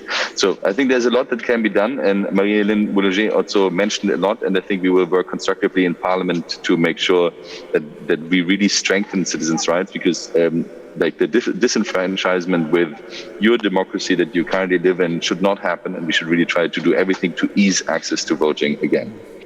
Thanks a lot, Damien. So indeed, many things are already included in the recast directives, but also things that are not yet included, right? So we're going to see how that develops in terms of automatic voter registration, for example, which is the case in some member states and not in others, and minimum residency requirements which are in place in some member states. I wanted to pick up in the last point before we go to the Q&A on where we might think a bit out of the box, right, beyond the existing structure. And one thing that you mentioned, Damien, is indeed voting in national elections, right? So now this is strictly tied to citizenship. But of course, mobile citizens move to another member state. They often live there for a long time, but they are not represented unless they naturalize. Arguably, the national level is still the most important level of representation. You mentioned, of course, also regional. So how do you see this? Is there a role for the European Union in opening up access to national citizenship, or possibly deconnecting voting rights from national citizenship? How do you see this? I mean, from my perspective, this is absolutely the case. We had this beautiful experience of the Conference on the Future of Europe that was also mentioned. And there were a lot of discussions about this. And I think it's important that we really not only think about Europe as it currently is, but how we can improve it to the next level. And this is clearly one step where we should have discussions once we open the treaties, which we will do. I mean, from the Constitutional Committee in the European Parliament, we have already asked for an opening of the, for basically the start of the process of opening the treaties. Once the member states get around the table to approve that, I think this topic should be at the core of it as well. How can we make sure that people can actually vote where they live, be it on the local, regional, national and European level? And I think that should be a crucial discussion about how to involve people. And the European level definitely has the responsibility to bring this topic forward, because we represent especially those people who move across borders and who feel that maybe they're a small minority in their country. But as Ms. Boulanger also said, I mean, they represent not only, if you take them all together, probably more than the smallest member states. So that, I mean, that's actually a really important point. Yeah? And I think I have to look again, but in Malta, you have an overall electorate of, 500,000 people. And if you have 13 million people that you're currently talking about, I mean, that's huge, and they need to be represented. Mm-hmm. Exactly. Marie-Hélène, maybe we can also ask your view on this. So I know that in the European Union, the relation between the EU and member state nationality is, of course, a very sensitive one, right? But for democratic representation, it's arguably crucial. So do you see any opening for the European Union to be involved in this discussion?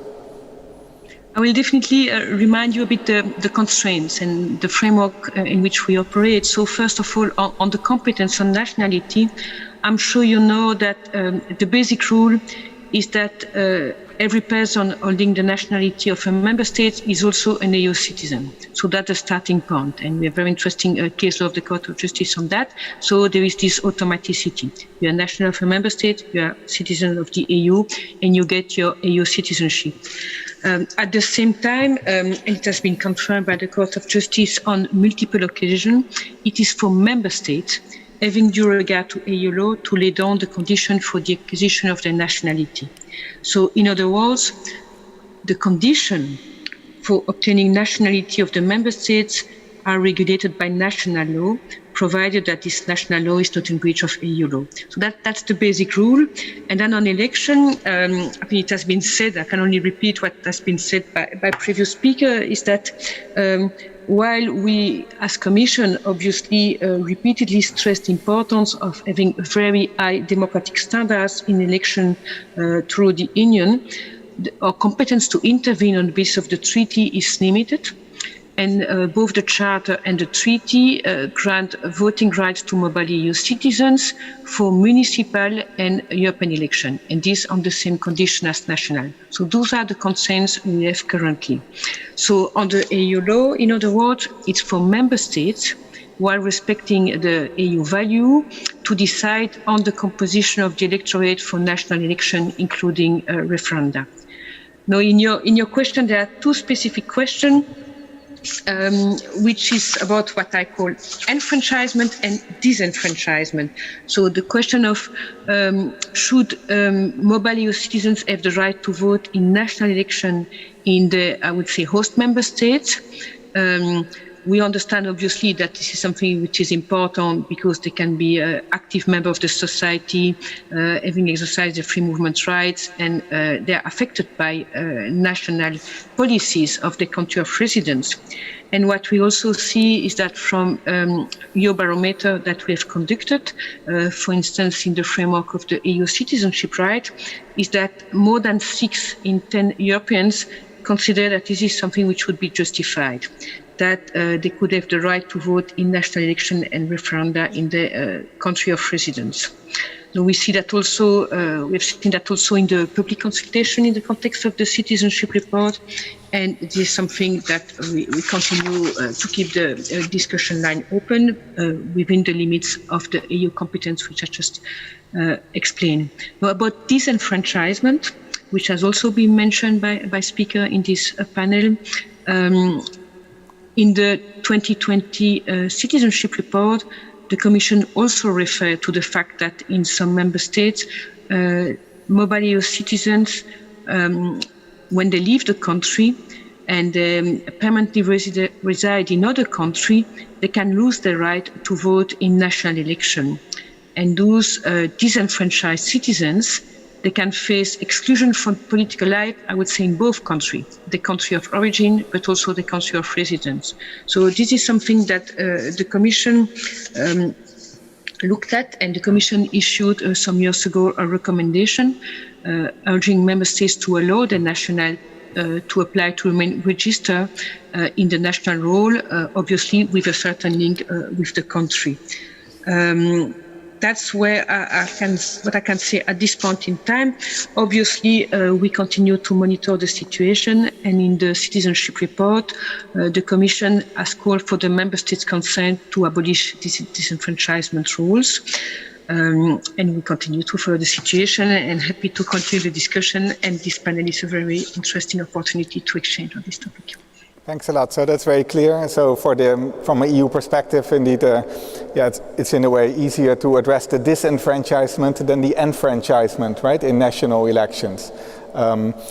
We have room for Q&A, and there's also a poll ongoing.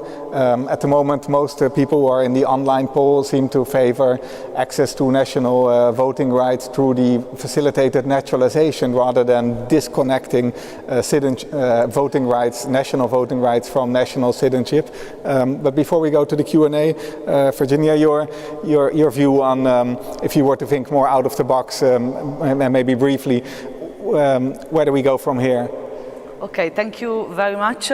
I want to get inspiration from the title of the State of the Union, which is a Europe fit for the next generation, because I think we really need to think, when we talk about citizenship and rights, I think the real concept to pursue is the idea of the portability of rights with the freedom of movement. So the more rights we can carry on as we move across the European Union, the more I think the whole concept of citizenship becomes less a concept and more a right. So I think in general the whole space of the EU ID and the digital ID, it's something that needs to be explored because it can also help to fill the information gaps, the access to more rights that are possible within the context of the European Union. So I'm thinking both about the political and the civil rights, and I think those two are quite important. Like when I move to a EU member state, I can maybe access some more rights. For example, if I am an LGBTQ person, or if I belong to certain categories that are less protected in certain member states and more protected in other member states. So I think the more we create a set that ensure the European citizenship as such, the better it is. Talking about the conference on the future of Europe, one of the proposals also there is the idea of the statute for the European citizenship.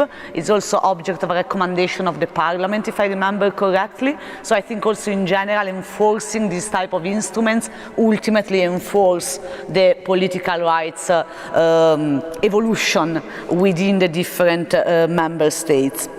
In general, I think that both when it comes to elections and, again, participatory democracy instruments, the more activities are done for institutional communication, like on the Swiss model. Like in Switzerland, every so often there are the referendum and citizens get home a package with all the information to take part in the process. So I think the European Union should work in that way when it comes to electoral rights and participatory democracy rights. It really needs to be taken seriously, the set of existing rights and new rights that are available, as something that it's part of the daily life of the citizens. I want to add 2 points that for me are essential. I think the conference on the future of Europe was an extraordinary experiment, as we were saying earlier, of like new forms of democratic participation. Of course, the follow-up of the conference on the future of Europe now is essential, not only for the proposals that came from the citizens' panels, but also as this new additional framework of participatory rights, the digital platform, the sortition-based citizens' panels.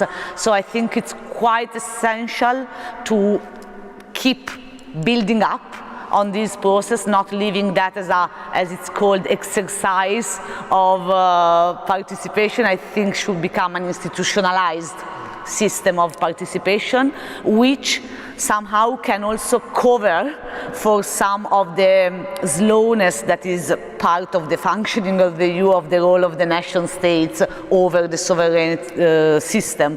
So I think the Conference on the Future of Europe, potentially the European Convention, everything that can put more the citizens wherever they live into the democratic process of the European Union is going to ultimately have a positive effect on the whole sense of belonging and ownership of citizens. One last point. I think investment in a technological solution, artificial intelligence solution, in a sort of a European way of artificial intelligence where it becomes something that empowers the citizens and not only the consumers, for example. It's important for the evolution of the democratic rights, the political rights, and ultimately the European citizenship package, let's say. Thanks, Virginia. So we've moved into the last 10 minutes of our session. We'll take some questions from the online audience, and if there are people in the room who would like to ask a question or make a comment, please raise your hand so that I can see you. Some questions from the online audience, and I want to pick out 2. So one is a general question about the pandemic.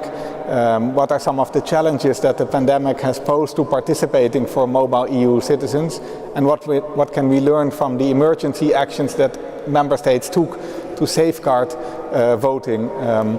And I think that's a really important question because, of course, it was such a unique situation, and I think especially at remote voting. So the recast directive, for example, mentioned that remote voting should be facilitated, but they are not concrete on what the EU should actually do and whether remote voting options, what kind of remote voting options should be instituted. So the EU doesn't set, as far as I understand, doesn't set any clear guidelines there. So what have we learned from the pandemic? And a specific question for Marie-Hélène from the audience. You mentioned information dissemination to ensure participation of mobile EU citizens, and what exactly are the member states doing well at the moment, and what could be improved?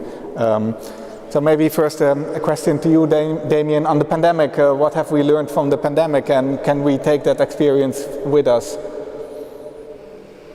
I think what the pandemic has shown us is that, where we saw no more borders came up pretty quickly.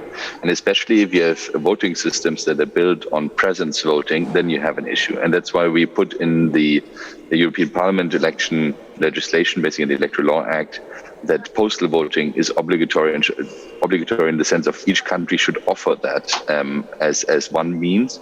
And when it comes to electronic voting, what we say is if you offer it, which we encourage, you should follow certain rules on reliability, transparency of the vote, so that you can actually make sure that there's trust in that system, because that's still the biggest issue with electronic voting. But I think we should definitely work into this direction, and I think the question is very sensible because it shows us that our systems need to be integrated better across the European Union so that when something like a pandemic hits, we don't naturally fall apart. And that also has some implications on how we deal with health crisis across the continent. I think we need to strengthen the European coordination on this in general, but definitely it has also some effects on how we should see voting in the future and electronic voting. Thank you, Damien. Marie-Hélène, so any thoughts on the pandemic that you might have, and particularly on information dissemination? No, maybe 2-3 points. So first of all, on remote voting, e-voting, that's a topic we look at for years. We are currently working on the preparation of a compendium on e-voting, just to underline that there is always a very important interest in e-voting that we see in our Eurobarometer, public consultation, etc. But at the same time, citizens also express some concerns, including regarding data protection, secrecy of the votes, risk of corruption. So this is why this is a topic that we need to look with great care to make sure this is well tackled, and we hear a bit the same concern sometimes from electoral authorities to make sure that this is something to be looked at with great care. It's also linked to different tradition, because you mentioned, I think, the postal voting. To give one example, this is something which is well established in some member states, but more limited in other member states or not existing in other member states. So it's also linked to some tradition.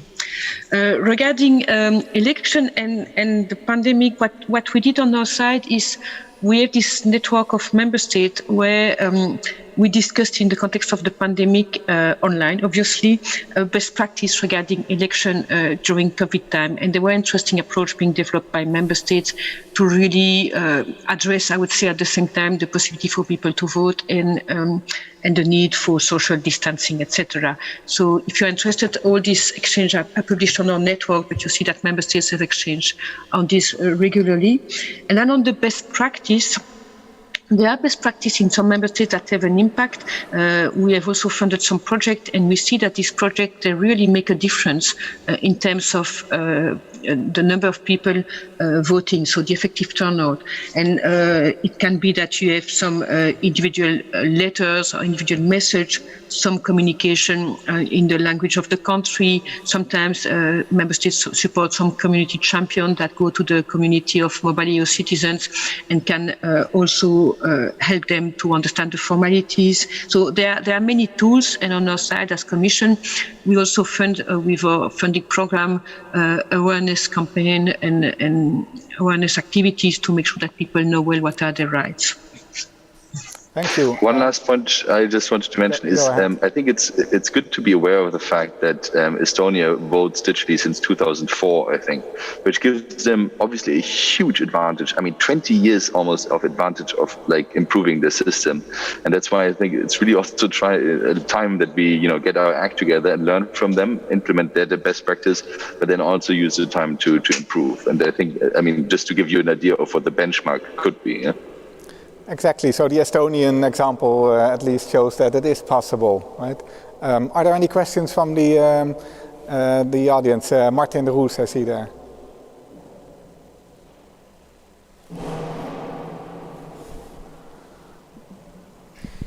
Yeah, thank you for a really interesting discussion. My name is Martin Roos. I'm based here at the EUI. On Martin's out-of-the-box question, whether or not there should be the right to vote for mobile EU citizens in national elections, I'm just wondering if I could maybe ask the panelists to reflect on whether they think it is necessary, when we think about this question, to at the same time think about the rights of non-EU nationals. Because I have always slight unease when we talk about rights of EU nationals in isolation. Because of course, if you look at what's happening in practice, there's a huge gap between the rights of mobile EU citizens and of people from outside the European Economic Area. And of course, for non-EU migrants, there is a long way to acquiring citizenship. It takes time, you have to do tests, all kinds of things. So I'm just wondering if you think about equality, fairness, democracy, European values, would it be a good thing if EU citizens, mobile EU citizens, would have the right to vote in national elections say, very soon after they move to another country? And what would that mean for the gap with non-EU migrants who have to work 5, 6, 7, 8 years? What would that mean? What would that do to democracy, equality and fairness? Oh, thanks a lot. Of course, a very important point. We're talking here about some problems of an already privileged group of people, right? EU citizens. Virginia, do you have any thoughts on this particular question? I think it's a super interesting question. First of all, in general, my opinion is, in the moment that you are in a place and you contribute to the system in a geographical proximity, you should have as much rights as possible in taking part of the processes. So in my opinion, personally, the more you expand the voting rights, the better the social sustainability of that area function. I also want to add something, and again, it might be a methodology that can accompany a reflection on the elections. I think the system of sortition-based citizen assemblies at a local, national and transnational level is quite interesting to tackle this specific element. For those of you who are more or less familiar with the instrument, is basically how the European Citizens Panel of the Conference on the Future of Europe were partially constructed. The idea is to create deliberative assemblies,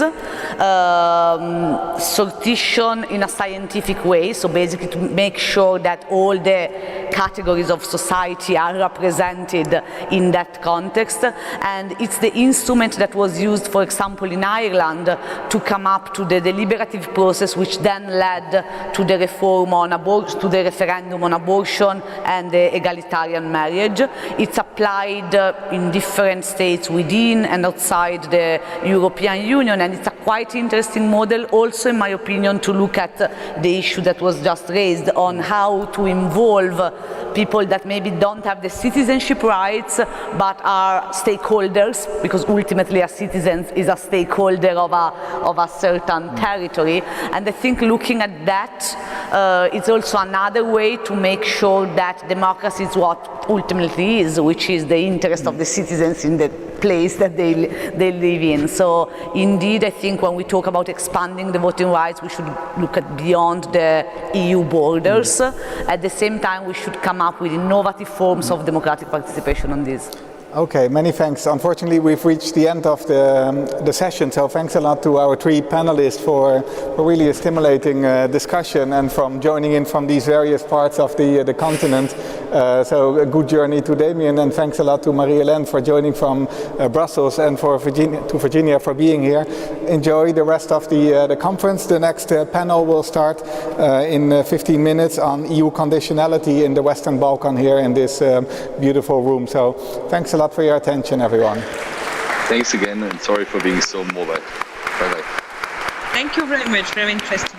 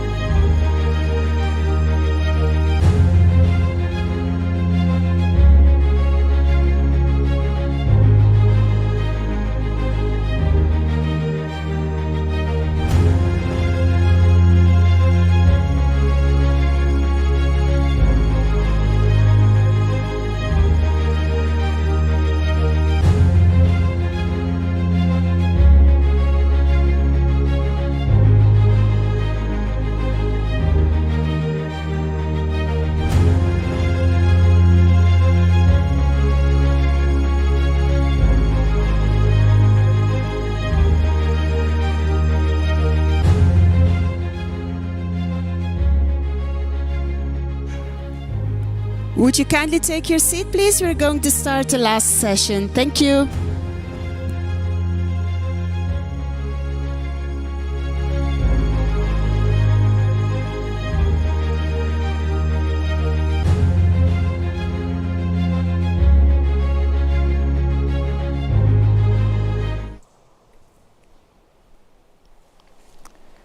Welcome, everyone, to the last session dedicated to democracy and the rule of law at this year's State of the Union Conference here at the EUI.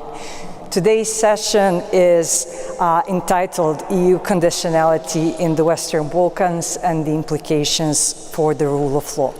My name is Jelena Jankic, and I'm part-time professor at the Global Governance Program here at the European University Institute, and I'll be moderating this session. What is this session about? Well, over the last 10 years, the EU has been heavily criticized for its limited engagement and its limited transformative power in the Western Balkans.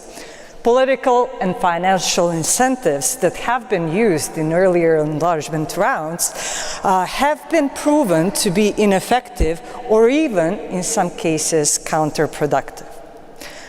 However, we still hear formal commitments to EU enlargement and integration, both from the European Union leaders and from leaders from the region. So how can the accession process and the European Union's conditions be adapted to be more effective in contexts that are faced with state capture and external democratization? Now, today, our experts will discuss the key obstacles that the European Union faces in its efforts to promote democracy and the rule of law in the Western Balkan region. They'll also try and propose some avenues through which the accession conditions could have a greater impact in transforming these countries that have been in the process of transformation for more than 3 decades. It is my pleasure today to welcome 3 exceptional experts of EU enlargement and the Western Balkans, who will enrich our discussion on these important matters for Europe's southern region. First of all, we have the member of the European Parliament, Tonino Pizzula, who is joining us remotely, and we are very happy to welcome him here. We would have loved to have you here with us on the stage in Florence, but we hope there will be other opportunities for you to join us. MEP Pizzula is the author of the European Parliament's recommendations on enlargement following the 2020 Zagreb Summit, and he's also the chair of the working group on the Western Balkans. We also have with us today Dr. Simonida Kacarska, who's the co-founder and director of the European Policy Institute in Skopje, and also a former policy leader fellow at the School of Transnational Governance here at the EUI. Last but not the least, we have with us Dr. Søren Kyle, who's the academic head of the Institute of Federalism at the University of Fribourg, Switzerland, and who has over 15 years of researcher experience in the Western Balkans and of the Western Balkans. So, having in mind the regional expertise of our guests today, I would like to ask a question for our panelists, and I will start by asking it to MEP Pizzula, and that would be, what are the key obstacles that the European Union faces in enhancing democracy and the rule of law in the Western Balkans? First of all, good afternoon, and thank you for having me on board, of course. I will gladly try to, let's say, play with the Rubik's square, very well hidden in your question. What are key obstacles that the EU faces in enhancing democracy and the rule of law in the Western Balkans? Yes, let's start with the discussions on stabilocracy and claims that the EU has supported stability over democracy have been going on for a certain time. It's obvious that hand in hand some criticism of EU conditionality have been voiced. However, we can also claim that EU enlargement policy is in fact its most effective foreign and security policy instrument, and desire of countries to join the European Union has made the Union more influential and strengthened its capacity to promote a positive change in the candidate countries. The enlargement process allows you to exert its influence and to promote reforms that otherwise might never take place in these candidate countries. It's a unique way that the European Union can play a positive role in strengthening democracy and the rule of law, fight corruption and organized crime, and establish a favorable environment for investments and growth. It's our soft power, or better to say soft power tool. However, I would like to see it upgraded into smart power tool. What we need to stress is the priority of democracy and the rule of law. It should be maintained with a strong emphasis on fundamental reforms in the rule of law, as well as in the economy and functioning of democratic institutions. But it must be pursued more convincingly and with a clear political commitment. These are all issues that were stressed in the latest documents on enlargement policies, communication on enlargement, and with adoption of new negotiation methodology. I would say that the big question that the EU is facing is that it's just entered another crisis that will define the European and world politics in the upcoming period.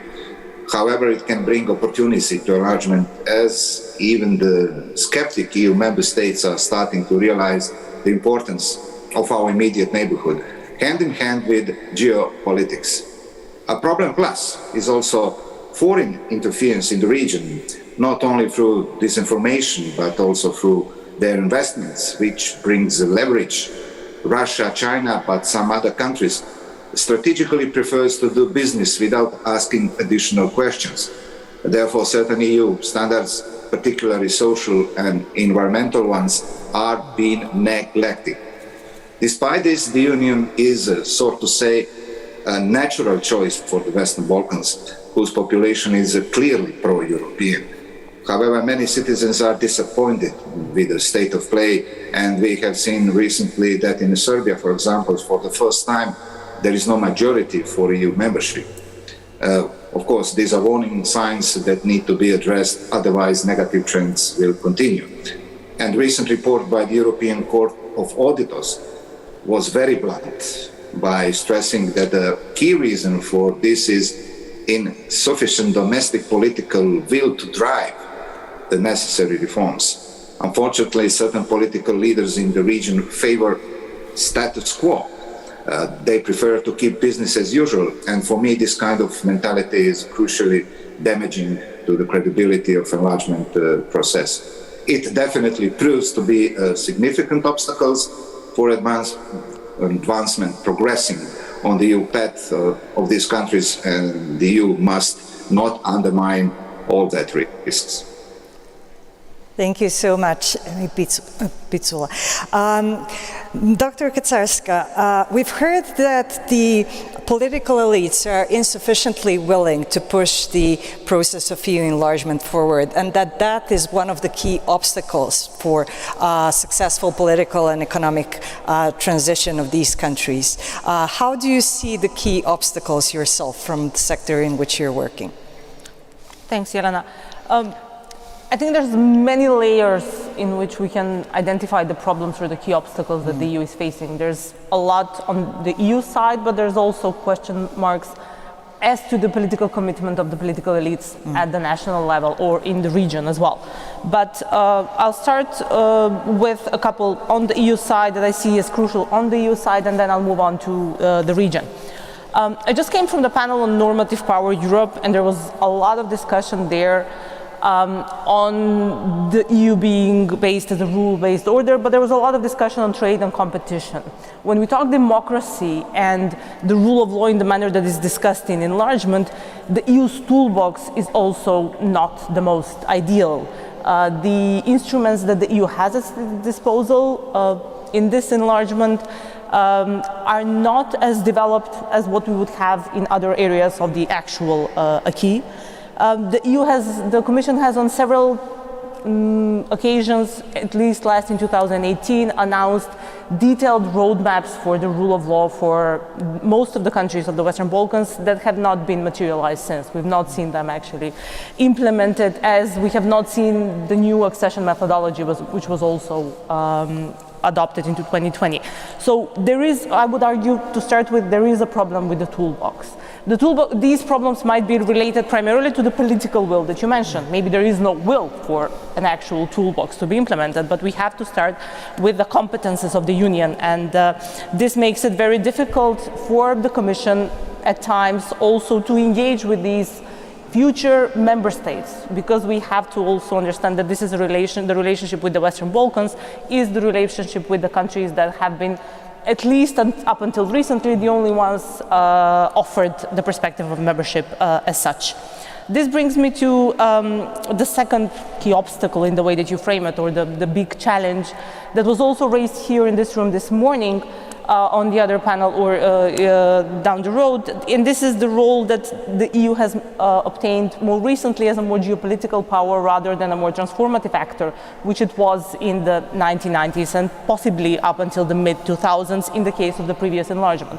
So the role that the Union has uptaken also, I think, limits its capacity to engage on democracy and rule of law in the region. When we move on to actually the region, having now discussed some of the aspects in terms of the European Union, these countries are still at various points of their accession process. It's not really a homogeneous group. So the EU is also struggling, they are struggling with different instruments in terms of the rule of law, which they're anyway lacking that we discussed. But there's also unreliable partners on the ground among the political elites.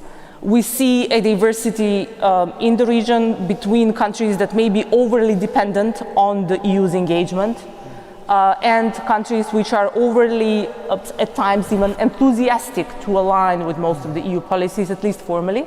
But then we see also countries, leadership in the region that is calculating in terms of their behavior and alignment with EU's legislation, but also with EU's positions in the world. This makes the playing field very difficult to navigate, both for the European Union, both for some of the elites, but I think this was mentioned also by MEP Pitsula at the end, it has a very detrimental effect on the public support for European membership and the public support for difficult reforms in terms of the political transformation and the democratic transformation that are yet to be associated with what was originally the idea of the European accession in the region. As a result, we see declining support for European integration and declining trust in also the effectiveness of the EU as a democratizing force in the region. Mm-hmm. Dr. Keil, would you agree that the EU is declining as a democratizing factor in the region? And is this one of the key obstacles for democratization and the rule of law in the Western Balkans? I would. I think I would go further. I would say the EU is declining as a role model. I mean, why would you join the EU today? Main argument is economic. Politically, does the EU really matter? Right? I mean, certainly events like Brexit have made the EU a lot more unattractive, right? And it is really this question, this idea of normative power and this idea of the Union as a union of values is very much coming under threat from within the EU, right? And I think that's fundamentally also reflected in the enlargement policy. I think we shouldn't forget that. There is a connection between what has been happening in the EU the last 10, 15 years and what we see in the enlargement framework.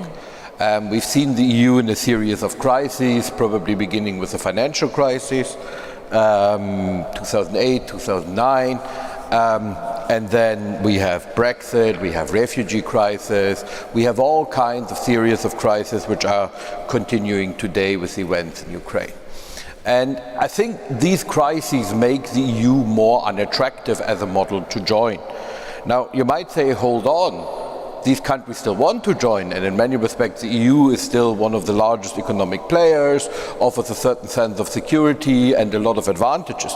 That is all true, but all the crises that the EU has witnessed have led to shifts not only within the region, but on a global level, which have made the EU less attractive. We can see that if we look at China's investment in the region, right, that comes without conditionality. Nobody cares if you protect human rights, right? So all of a sudden that becomes more attractive, right? The same with engagement with Russia that offers cheap energy, right? Of course, economically, the EU is still the most important actor in the region, but we shouldn't forget that other actors are becoming more visible and target key sectors and investments that increase their presence and that increasingly provide an alternative narrative. And that's not just Russia and China. We can talk about Turkey, right, with an authoritarian leader that many in the region aspire to be. So I think there is a key shift here itself. And I think this is reflected in the EU's enlargement policy. It's reflected in the lack of commitment because the EU has permanently been in crisis fighting mode, right? We constantly have to do crisis management. And that has very much affected the ranking of enlargement in the EU's priority. The EU hasn't done an active enlargement policy. The EU has done some kind of enlargement policy management. Right? And that's where your stabulocracy comes in, right? We kind of have to do that. We've made the promise. We have to engage with these countries. But in reality, progress is minimal. You can see that by the number of chapters that have been opened. You can see that by the EU's Commission's own reports, right? And I think there's a real problem here. Ultimately, it comes down to the crux that the question is really that the EU is at the crossroads, right? There is those in the EU, probably led by French President Macron, that say before we talk about enlargement, we need a wider reform of the EU. The EU as it is not working. The EU needs to deeper integrate, it needs to be fit for the next crisis. And then there are those in the EU led by Hungary, by Poland, by others, who say Europe is far too integrated. We need to be much looser, less focused on values, more focused on free trade, more willing to engage with everyone, and they say we should enlarge immediately. Let's have more countries join. Who cares about the rule of law? And I think until this kind of conflict is solved, we will not see any progress in enlargement policy. Mm-hmm. So we've seen that there are obstacles on both sides. On the EU side, the EU's normative power is in decline, but also the EU's appeal. And this is something that we can see in the political setups of the Western Balkan states, which are reflected not only in the insufficient political will to adapt to the requirements of EU accession, but also in, as we have seen more recently, in the declining support for EU accession. So now that we have a sort of a better image of, or an understanding of the challenges that the Western Balkan states are facing in the context of EU accession process, let us think about the realistic prospects of the region in the context of Europe, which I think is an aspiration for all of the Western Balkan states. So from your relative perspectives, how can the EU's conditionality mechanism and the accession process in itself be adapted to be more effective for the Western Balkan states? And this time I'd like to start with Dr. Kaczarska, who's worked on the EU conditionality for a number of years now. Thank you. I'm very constrained by the use of the word realistic, as you mentioned, because that kind of creates a lot of boundaries now for the way that I think on this. First, and I think this was touched upon by Mr. Pizzula, the Commission would, and the European Union as a whole would really need to commit to enforcing conditionality. Now, whether this goes by your definition of realistic, that's another issue. But we see a lot of movement. We see a lot of stagnation. And in order to actually have conditionality work, you would need to enforce it. You would need to go back to some of the foundational knowledge that we have about how conditionality operates, and it would have to be based on merit with a realistic perspective. Whether in the circumstances in which we discussed before here, there is a realistic perspective for accession, so that conditionality is enforced, that's a different topic. The original sin of the conditionality that we have also seen partly in the previous enlargement was the focus on the executive. Now, I would argue that this would be a realistic way to go about. The Commission would really need to think, and I'm mentioning here the Commission because that is the administrative vehicle through which the enlargement process is handled, would need to go beyond the government, would need to engage with much more branches of power that are essential to the operation of democracy, would need to look at the way that Parliament functions, would need to engage with civil society, with judges. This is something that the Commission has already announced in the new methodology, that they would actually look at the functioning of democratic institutions, but this is also a slippery slope. Because in the same way that we are missing some of the tools that I mentioned before, in terms of the rule of law, we are even more deficient in these areas of parliament, operation of parliaments, and so on and so forth. Going back to the realistic notions, the linking of financial assistance to the rule of law conditionality, which has been discussed and hopefully will be enforced at the EU level, is one way that can be of assistance to the Western Balkans as well, because this will provide a clear carrot and a clear stick at the end of the tunnel, which is something that we've been missing for some time now. Lastly, I'm a strong supporter of the role of socialization of elites, because I think that in this enlargement specifically, if we can even call it enlargement process, the elites of the Western Balkans, and here I don't mean just political elites, I mean administrative elites, I mean the public administration, have not been engaged in the same way that we have seen in previous enlargements. And this is one of the key tools to ensure sustainability, to ensure proper transposition of norms, but also their proper implementation. This will take time. There were some proposals also at the political level to include the region in some of the formations, either of the Council, to include more in the work of the European Parliament, but this is still in a very nascent phase. I would say that some of my proposals would qualify under your adjective or realistic one. Thank you so much.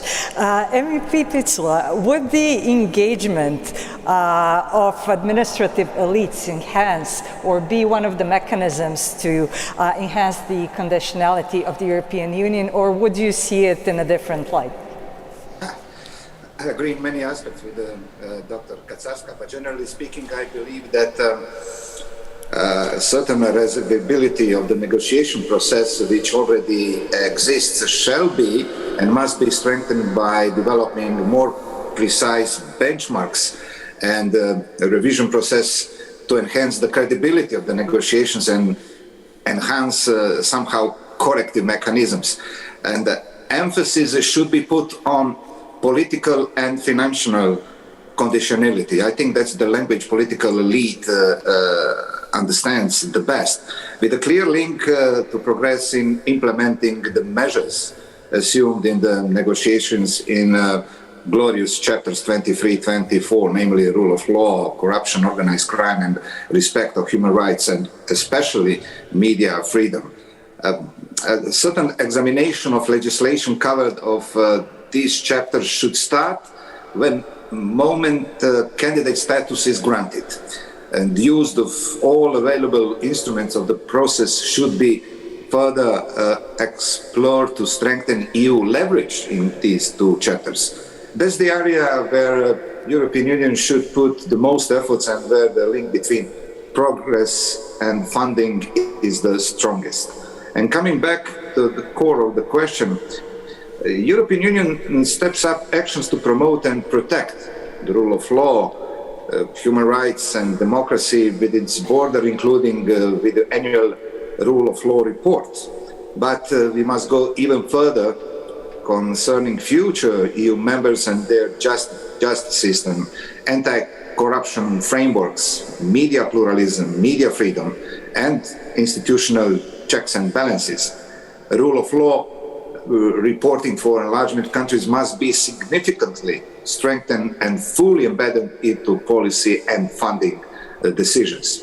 For example, if free regulations introduce now clearer conditionality, aiming to bring fundamental values back to the core of accession funding. Next week, the geopolitical dialogue with Commissioner Varhelyi will take place. And we will request the presentation of the precise methodology for the application of modulation, redirection and suspension mechanism established by the IFA 3 regulations. But to do that, the EU should lead by example and strengthen its internal rule of law mechanism. Today, for your information, the Parliament voted on the resolution on the ongoing hearings under Article 7 of Treaty of European Union regarding Poland and Hungary. Following the legal actions by the Commission, we call on the Council, in line with the obligations under Lisbon Treaty, to take over and continue the procedures that have been initiated. Yes, it's time to stop sponsoring leaders within European Union and countries with European aspiration, like those actions are in direct conflict with the European values. And the war in Ukraine and the solidarity shown by countries and citizens in accepting refugees must be commended, it's for sure, but they must not be an excuse to cover up structural problems, because preserving the rule of law will be one of the key backbones of the Union's future development and progress. That's my thinking. Thank you so much. So the EU should lead by example, and it's already taking steps towards that. Dr. Kyle, do you think that this is one of the ways to strengthen the EU's conditionality to enhance the rule of law in the Western Balkans, or do you have other proposals? I think it will be a way. I think it needs to go even further. It seems to me that the key issue is, and we need to be careful here, enlargement is not a technical exercise. Enlargement, first and foremost, is a political process, right?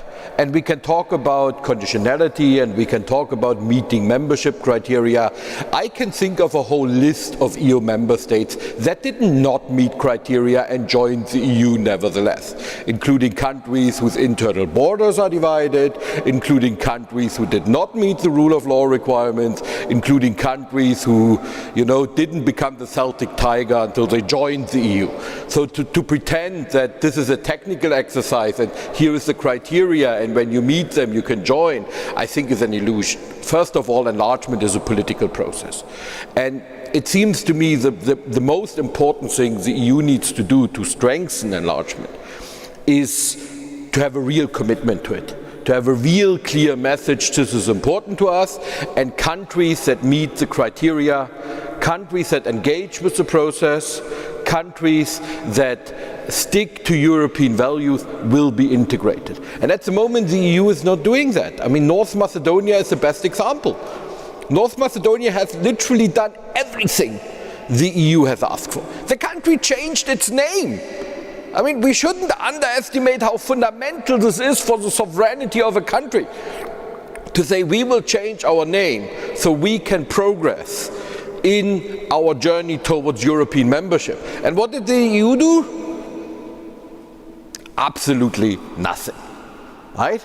And I think that, of course, I mean, it might be a surprise for, people in Brussels, but people in Serbia, people in Bosnia, they watch what's happening to North Macedonia.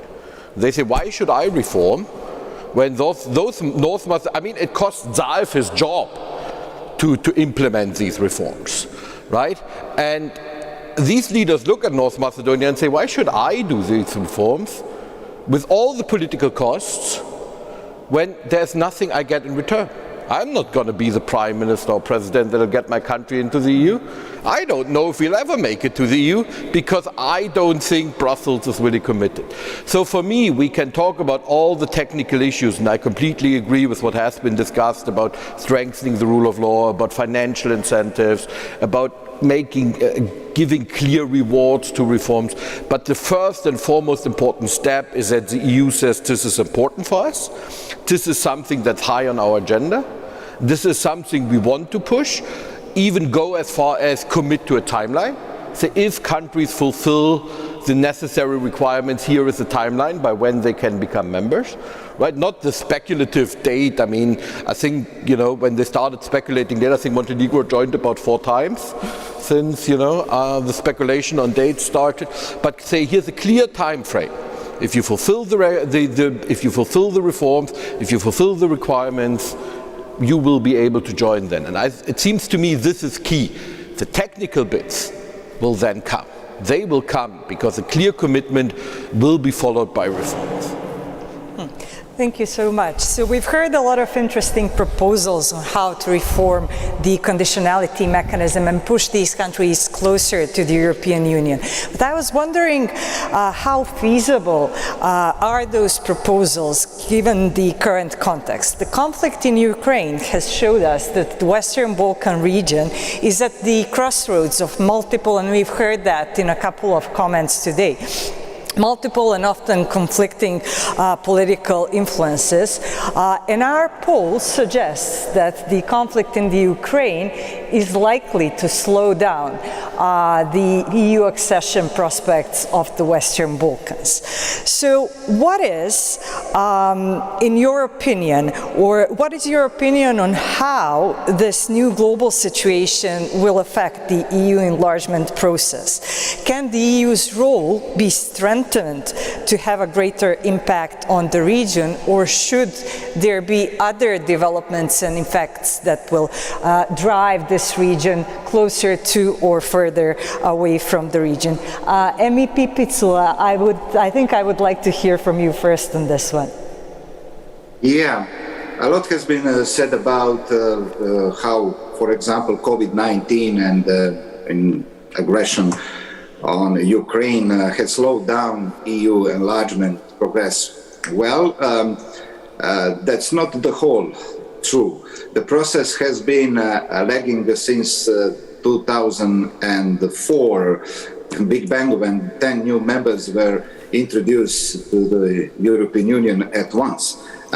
More precise, I think that every crisis which hit the European Union after 2008, and financial crisis started in the United States of America, in a way downsized appetite for the newcomers to the European Union. Of course, we can also debate about impact of the migrant influx in 2015 and Brexit 2016 and other crises.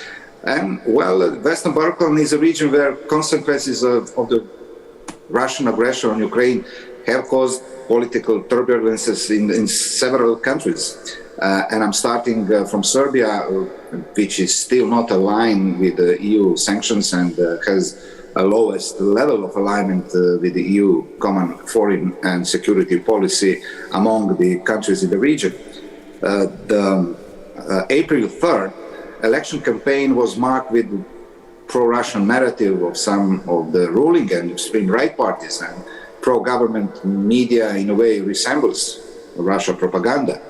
And the war in Ukraine has had a significant impact on Bosnia and Herzegovina, already shaken by its most serious political crisis since the war stopped in 1995.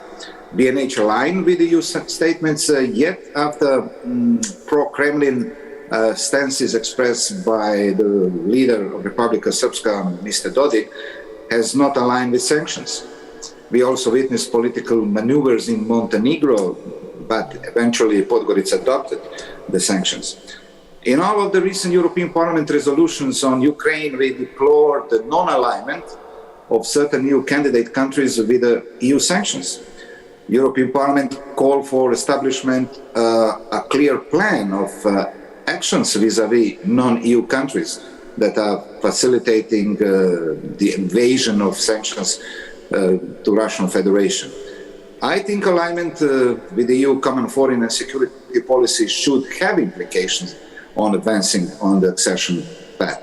But the influence of the war in Ukraine went beyond political turbulences in some Western Balkans countries. Following the formal applications for membership by Ukraine, Moldova, and Georgia, the link between Eastern partners and enlargement policy was established. Eastern partner policy was not designed, I need to say, as an EU enlargement policy. Still, association agreements with Georgia, Moldova, and Ukraine state the objective of closer political association and economic integration with the EU and acknowledge European aspirations. And the European Union must now position itself on the membership applications of these countries, of course. I see this latest development as a chance for the EU to strengthen EU enlargement policy, increasing its presence in the region, undermined by several third countries that have a permanent interest in destabilizing the region. I mentioned some of them already. And an increasing the EU presence does not mean only bringing more money. It's about improving our political presence and the leadership capacity, as been said before, by using our legislative tools to ensure better alignment with our common values and acquis. And what I think is very important, our visibility. Just for example, most of the citizens in Serbia believe that the Russian Federation is their savior, but the mere checking facts tell us that relatively tiny members of European Union, Austria is investing more in the Serbia than whole Russia federations. We already donate, trade and invest the most of all in the Western Balkans, that's for sure. And I think lastly, the EU has to preserve its credibility by protecting credibility of enlargement process, which was severely damaged by continuous postponement of the start of accession talks with Albania and especially North Macedonia. I would like to add that we also didn't deliver when talk about visa liberalization for Kosovo, who also did everything European Union promised and failed. And I believe that latest application for the membership in Ukraine, Georgia and Moldova are welcomed, and we should respond to them as swiftly as possible as a sign of our political support. But however, we cannot leave Western Balkans countries behind. The accession rules must be the same for everyone, and every country should be judged based on individual merit. But I agree, it's first of all political will what is most needed. Thank you so much. I'll come back to the question of Ukraine, Georgia and Moldova in a minute, because we also have that question as raised through our Q&A by the online audience and has been kindly moderated by Dr. Claudiana Beșcu from the University of Tirana. But I would like to turn to Dr. Kyle and ask you the same question. How do you think the conflict in Ukraine will affect the enlargement prospects of the Western Balkans? It seems to me it depends on three questions, right? At the moment we can all speculate, we don't know. So rather than speculate, it seems to me that there are three factors that are vital here. I think the first one is, what does the EU learn from Ukraine, right? Does the EU learn that integration is important, that security is important, that clearly Russia, potentially other countries as well, have a completely opposite agenda and a completely opposite vision of international rules and norms, and that Europe needs to openly counter that? Or is it more an inward-looking kind of, okay, we can't protect those outside, but let's protect the ones inside the club? So I think that's question number one. I think question number two, picking up where we left before on the question of Serbia, is what do the Western Balkan states learn from this conflict? At the moment, of course, we see the division between those that joined the EU sanctions and Serbia. But I think in the long term there will be severe questions. There will be questions, as has been mentioned, for the future of Bosnia and Herzegovina. There will be questions for the future of the Serbia-Kosovo dialogue, which will not progress without Russian involvement, right? So, and it will be interesting to see what lessons the countries of the Western Balkans learn from what's happening in Ukraine. Keeping also in mind an organization we haven't talked much about, but which I think is important here, the fact that most of the countries in the Western Balkans are in fact NATO members, right? And I think that's also important. Is the Ukraine discourse going to go beyond security? Really is the crux here, also for the Western Balkan countries. And finally, the third point is, of course, what happens with Ukraine. Ukraine has applied for membership, the EU has said it will deal with it. Now, if the EU was to invent, develop, create some kind of fast-track procedure for Ukraine, potentially Moldova and Georgia, I mean, it would completely disillusion the Western Balkan countries who for decades now have been in the waiting line, right? And the message it would send is like, you're not welcome in the club unless you're attacked. Then we find a way. I mean, that clearly can't be in the European interest. This is not to say that there shouldn't be a European perspective for Ukraine. But I think we need to think very carefully about whatever response we give, whatever response the EU gives to Ukraine, to Moldova, to Georgia, and the effects this has had, this will have in the Western Balkans, particularly on countries that have actually tried to make serious commitments towards reform. And we are back here to countries like North Macedonia, where real change has been visible in the last few years. So I think these three questions will be vital and the way they develop over time. Thank you. Dr. Kacarska? I would add one. I would add the way that the EU treats the different responses of the countries in the region. The alignment and non-alignment with EU sanctions, because the rest of the countries that aligned will closely monitor how the EU behaves to the country that has not aligned. And this has already been raised with the decision with the largely positive decision of the European Union to include the Western Balkan countries in the common procurements of gas and so on and so forth. But this was not really clear whether there will be actually a distinction between the countries that aligned and the countries that didn't align. So this will send also a clear signal to the region of how the European Union member states are generally planning to deal seriously or not with the Western Balkans. But I just have a couple of points that I wanted to add also in terms of the applications of Ukraine, Moldova, and Georgia. I know you said to keep that for the second part, but that's why I started my discussion that up until now the Western Balkans was the only region with the membership perspective. And I'm really glad that MEP Pitsula mentioned this, because the applications feel like a game changer. We are not supposed to speculate, but then I think we have to a certain extent. We are living this historical moment and we need some historical distance, but this is where we are now. We have to discuss it. I think for many of the people in the Western Balkans dealing with enlargement, it was rather also disconcerting to see the speed with which the so-called first part of the questionnaire was sent to Ukraine and the response that was received, and the way that we've heard that Georgia was the only one that actually published this mini questionnaire, which is rather different than what is the procedure for the Western Balkans. I know this might sound technical, Soren, but it has implications on the way that Bosnia, which has been engulfed in this questionnaire exercise for years now, receiving additional questions and so on and so forth, might view the situation in Ukraine. I'm declining to talk, I'm really resisting to speak about North Macedonia because that's where I come from. And that's where I'm really glad that Soren mentioned it, but I have to go back to also, because this links also to the Ukraine example. North Macedonia should not get a start of the accession negotiations because it changed its name, because that was already outside of the Copenhagen criteria.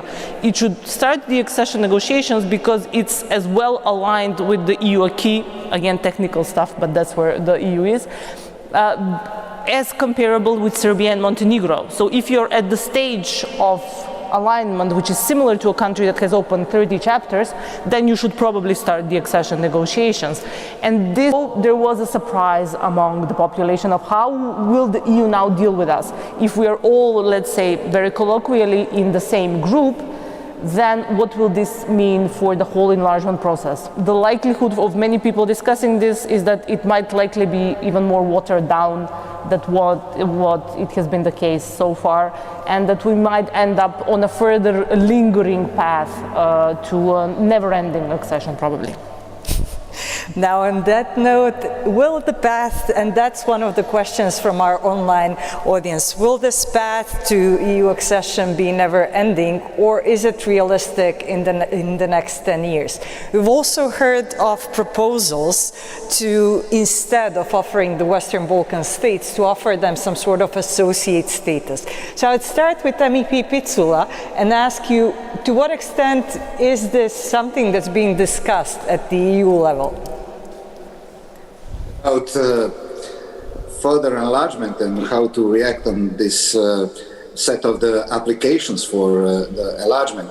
You know, I don't know how to respond to that question, because maybe crystal ball will help a lot.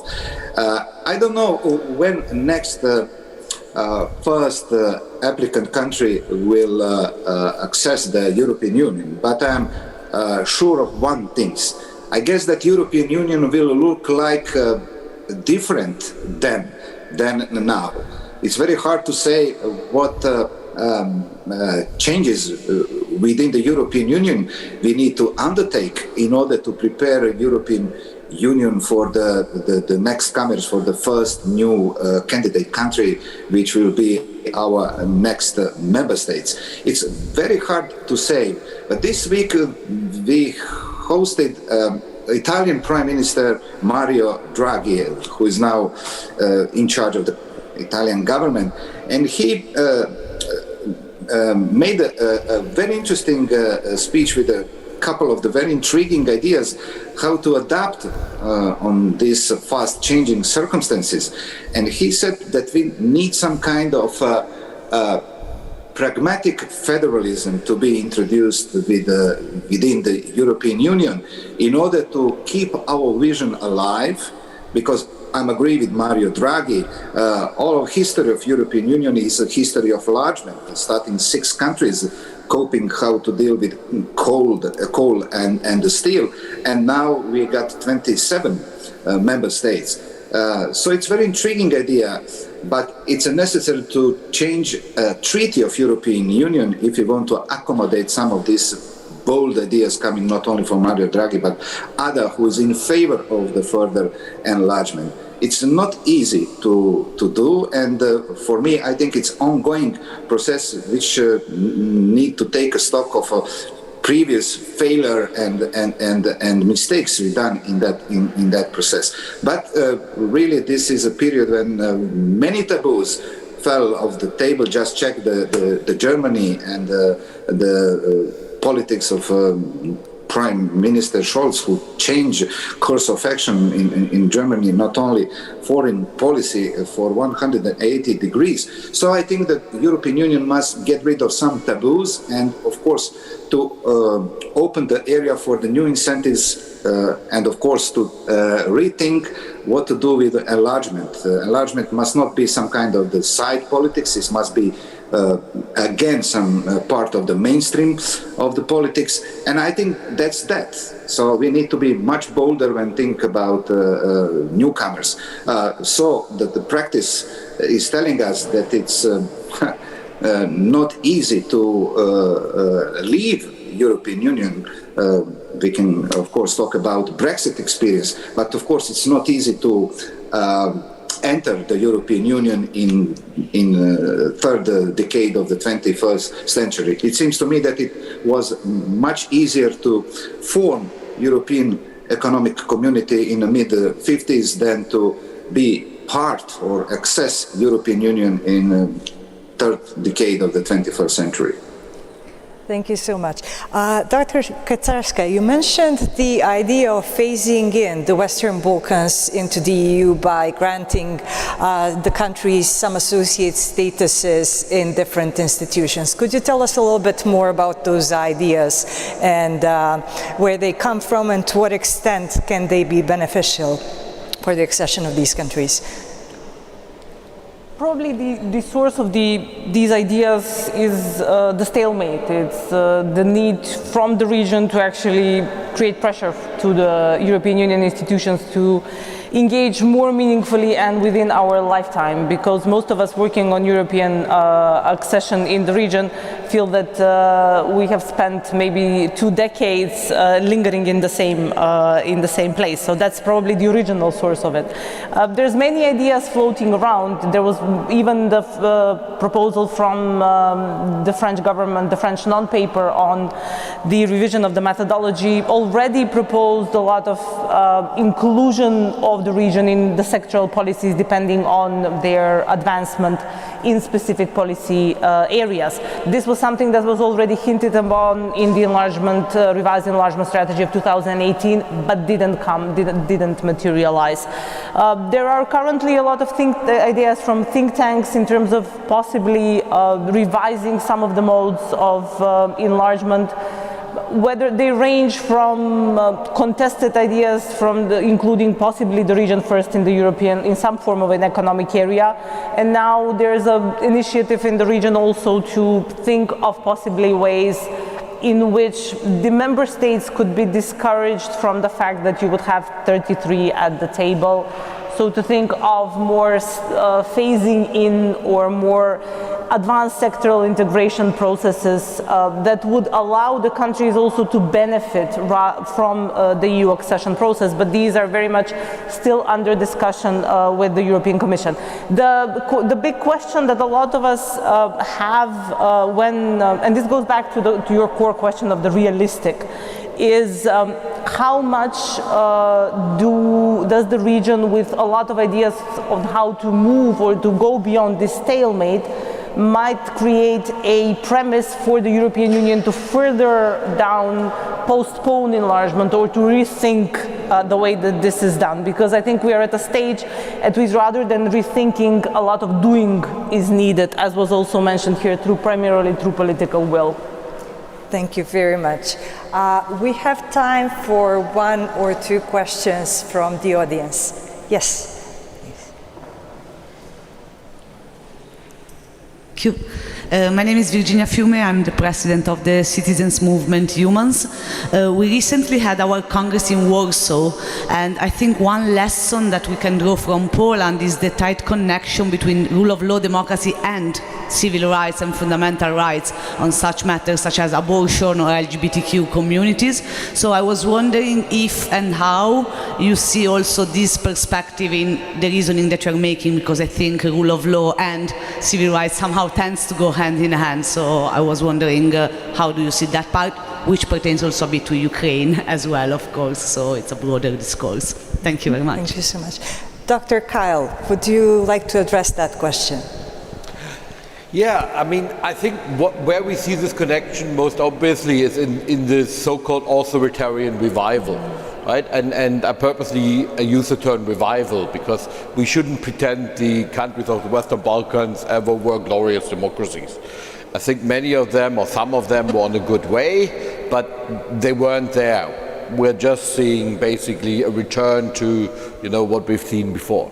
And there seems to be something like an authoritarian script of, what do you attack, right? You kind of attack, first of all, the separation of powers, everybody who could basically tell you, you shouldn't do that. Judges, you start with parliament, then you do the judges, then you deal with media, right? And then you really begin to push an agenda which automatically builds in and out groups, right?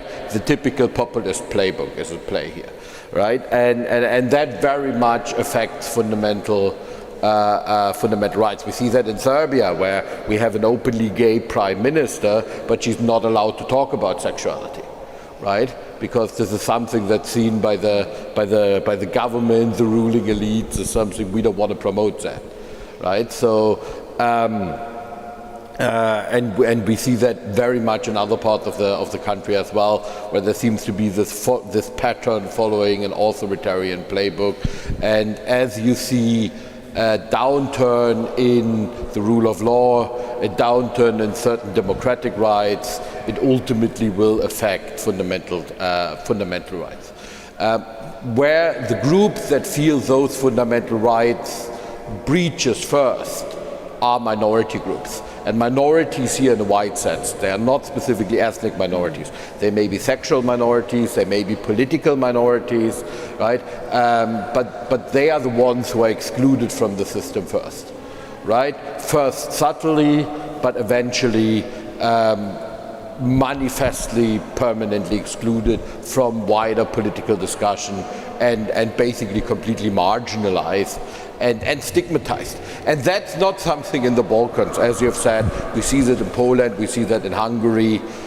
So it is a very, very worrying trend. And the way to counter that is basically to remind people of the benefits of democracy, of the benefits of open societies, of political dialogue, but also of this idea of battle of ideas, of ensuring that people have a choice, right? I mean, people are not stupid. I refuse to believe that people are stupid, whether anywhere in the region or anywhere in the world. I think if people are given a choice, they like fundamental rights, right? So, and you know, this has been in many respects a quite depressing panel, but we should look at some of the optimistic sides, right? I mean, people in Slovenia voted a newcomer because he had a liberal agenda, a liberal pro-European agenda. I mean, those people can win elections. We shouldn't forget that. Right, so those things do happen, and we should be optimistic about that. Those things, if it can happen in Slovenia, where I think Janša was pretty convinced he's beginning to establish an entrenched authoritarian system, I'm confident it can happen in other countries. But I think it needs commitment, it needs European support on the fundamental principles, and I think it needs a permanent dialogue with the population about what are the issues, but also what are the advantages of democracies. We all can list 1,000 problems of democracies, but why is democracy a good thing, right? What makes democracy so special? Why is it a good thing to have a democracy? Thank you so much. As we are slowly running out of, yes, if it is a very short question. Hello. What do you think of the Open Balkan initiative that was created last year by Serbia, North Macedonia and Albania? They also sent an invitation to Bosnia, Montenegro and Kosovo to join. So basically this Open Balkan initiative is the fourth freedom of EU within themselves. Do you think that these countries are realizing that the EU is becoming further away and they don't see themselves in the EU in the short coming years, and basically they think that EU has given up on them? Thank you so much. MEP Picula, may I ask you for a very brief comment on the Open Balkan initiative? Yeah, very brief. Of course, I remain skeptical towards an Open Balkan project. Of course, I think it must be better structured and offer more chances for countries to participate on an equal footing in this project. I would like to remind everybody that it's not the first time that someone launched such an initiative trying to, in a way, coordinate among Western Balkan countries and give them certain perspective. Just to remind you, there is or was, I'm not sure anymore, the Berlin process we're talking about also started 2014 in a way. We got regional cooperation mechanisms, not only one, but a number of them. So I'm not sure that Open Balkan project is put on the table something new.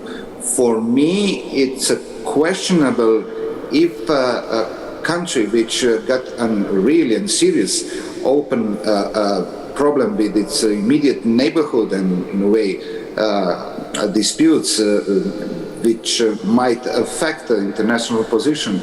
I mean, Serbia and Kosovo is eligible in a way to propagate cooperation under such circumstances. For me, skepticism coming from this Kosovo, Montenegro, and at least part of the Bosnia and Herzegovina is understandable. And I would like to see enlargement methodology and enlargement process to be, in a way, refurbished, reinvigorate, and to finally bring some fruits, and everything beyond that or aside of that, for me, it's in a way maybe good attempt, but it's a dead end. Thank you so much.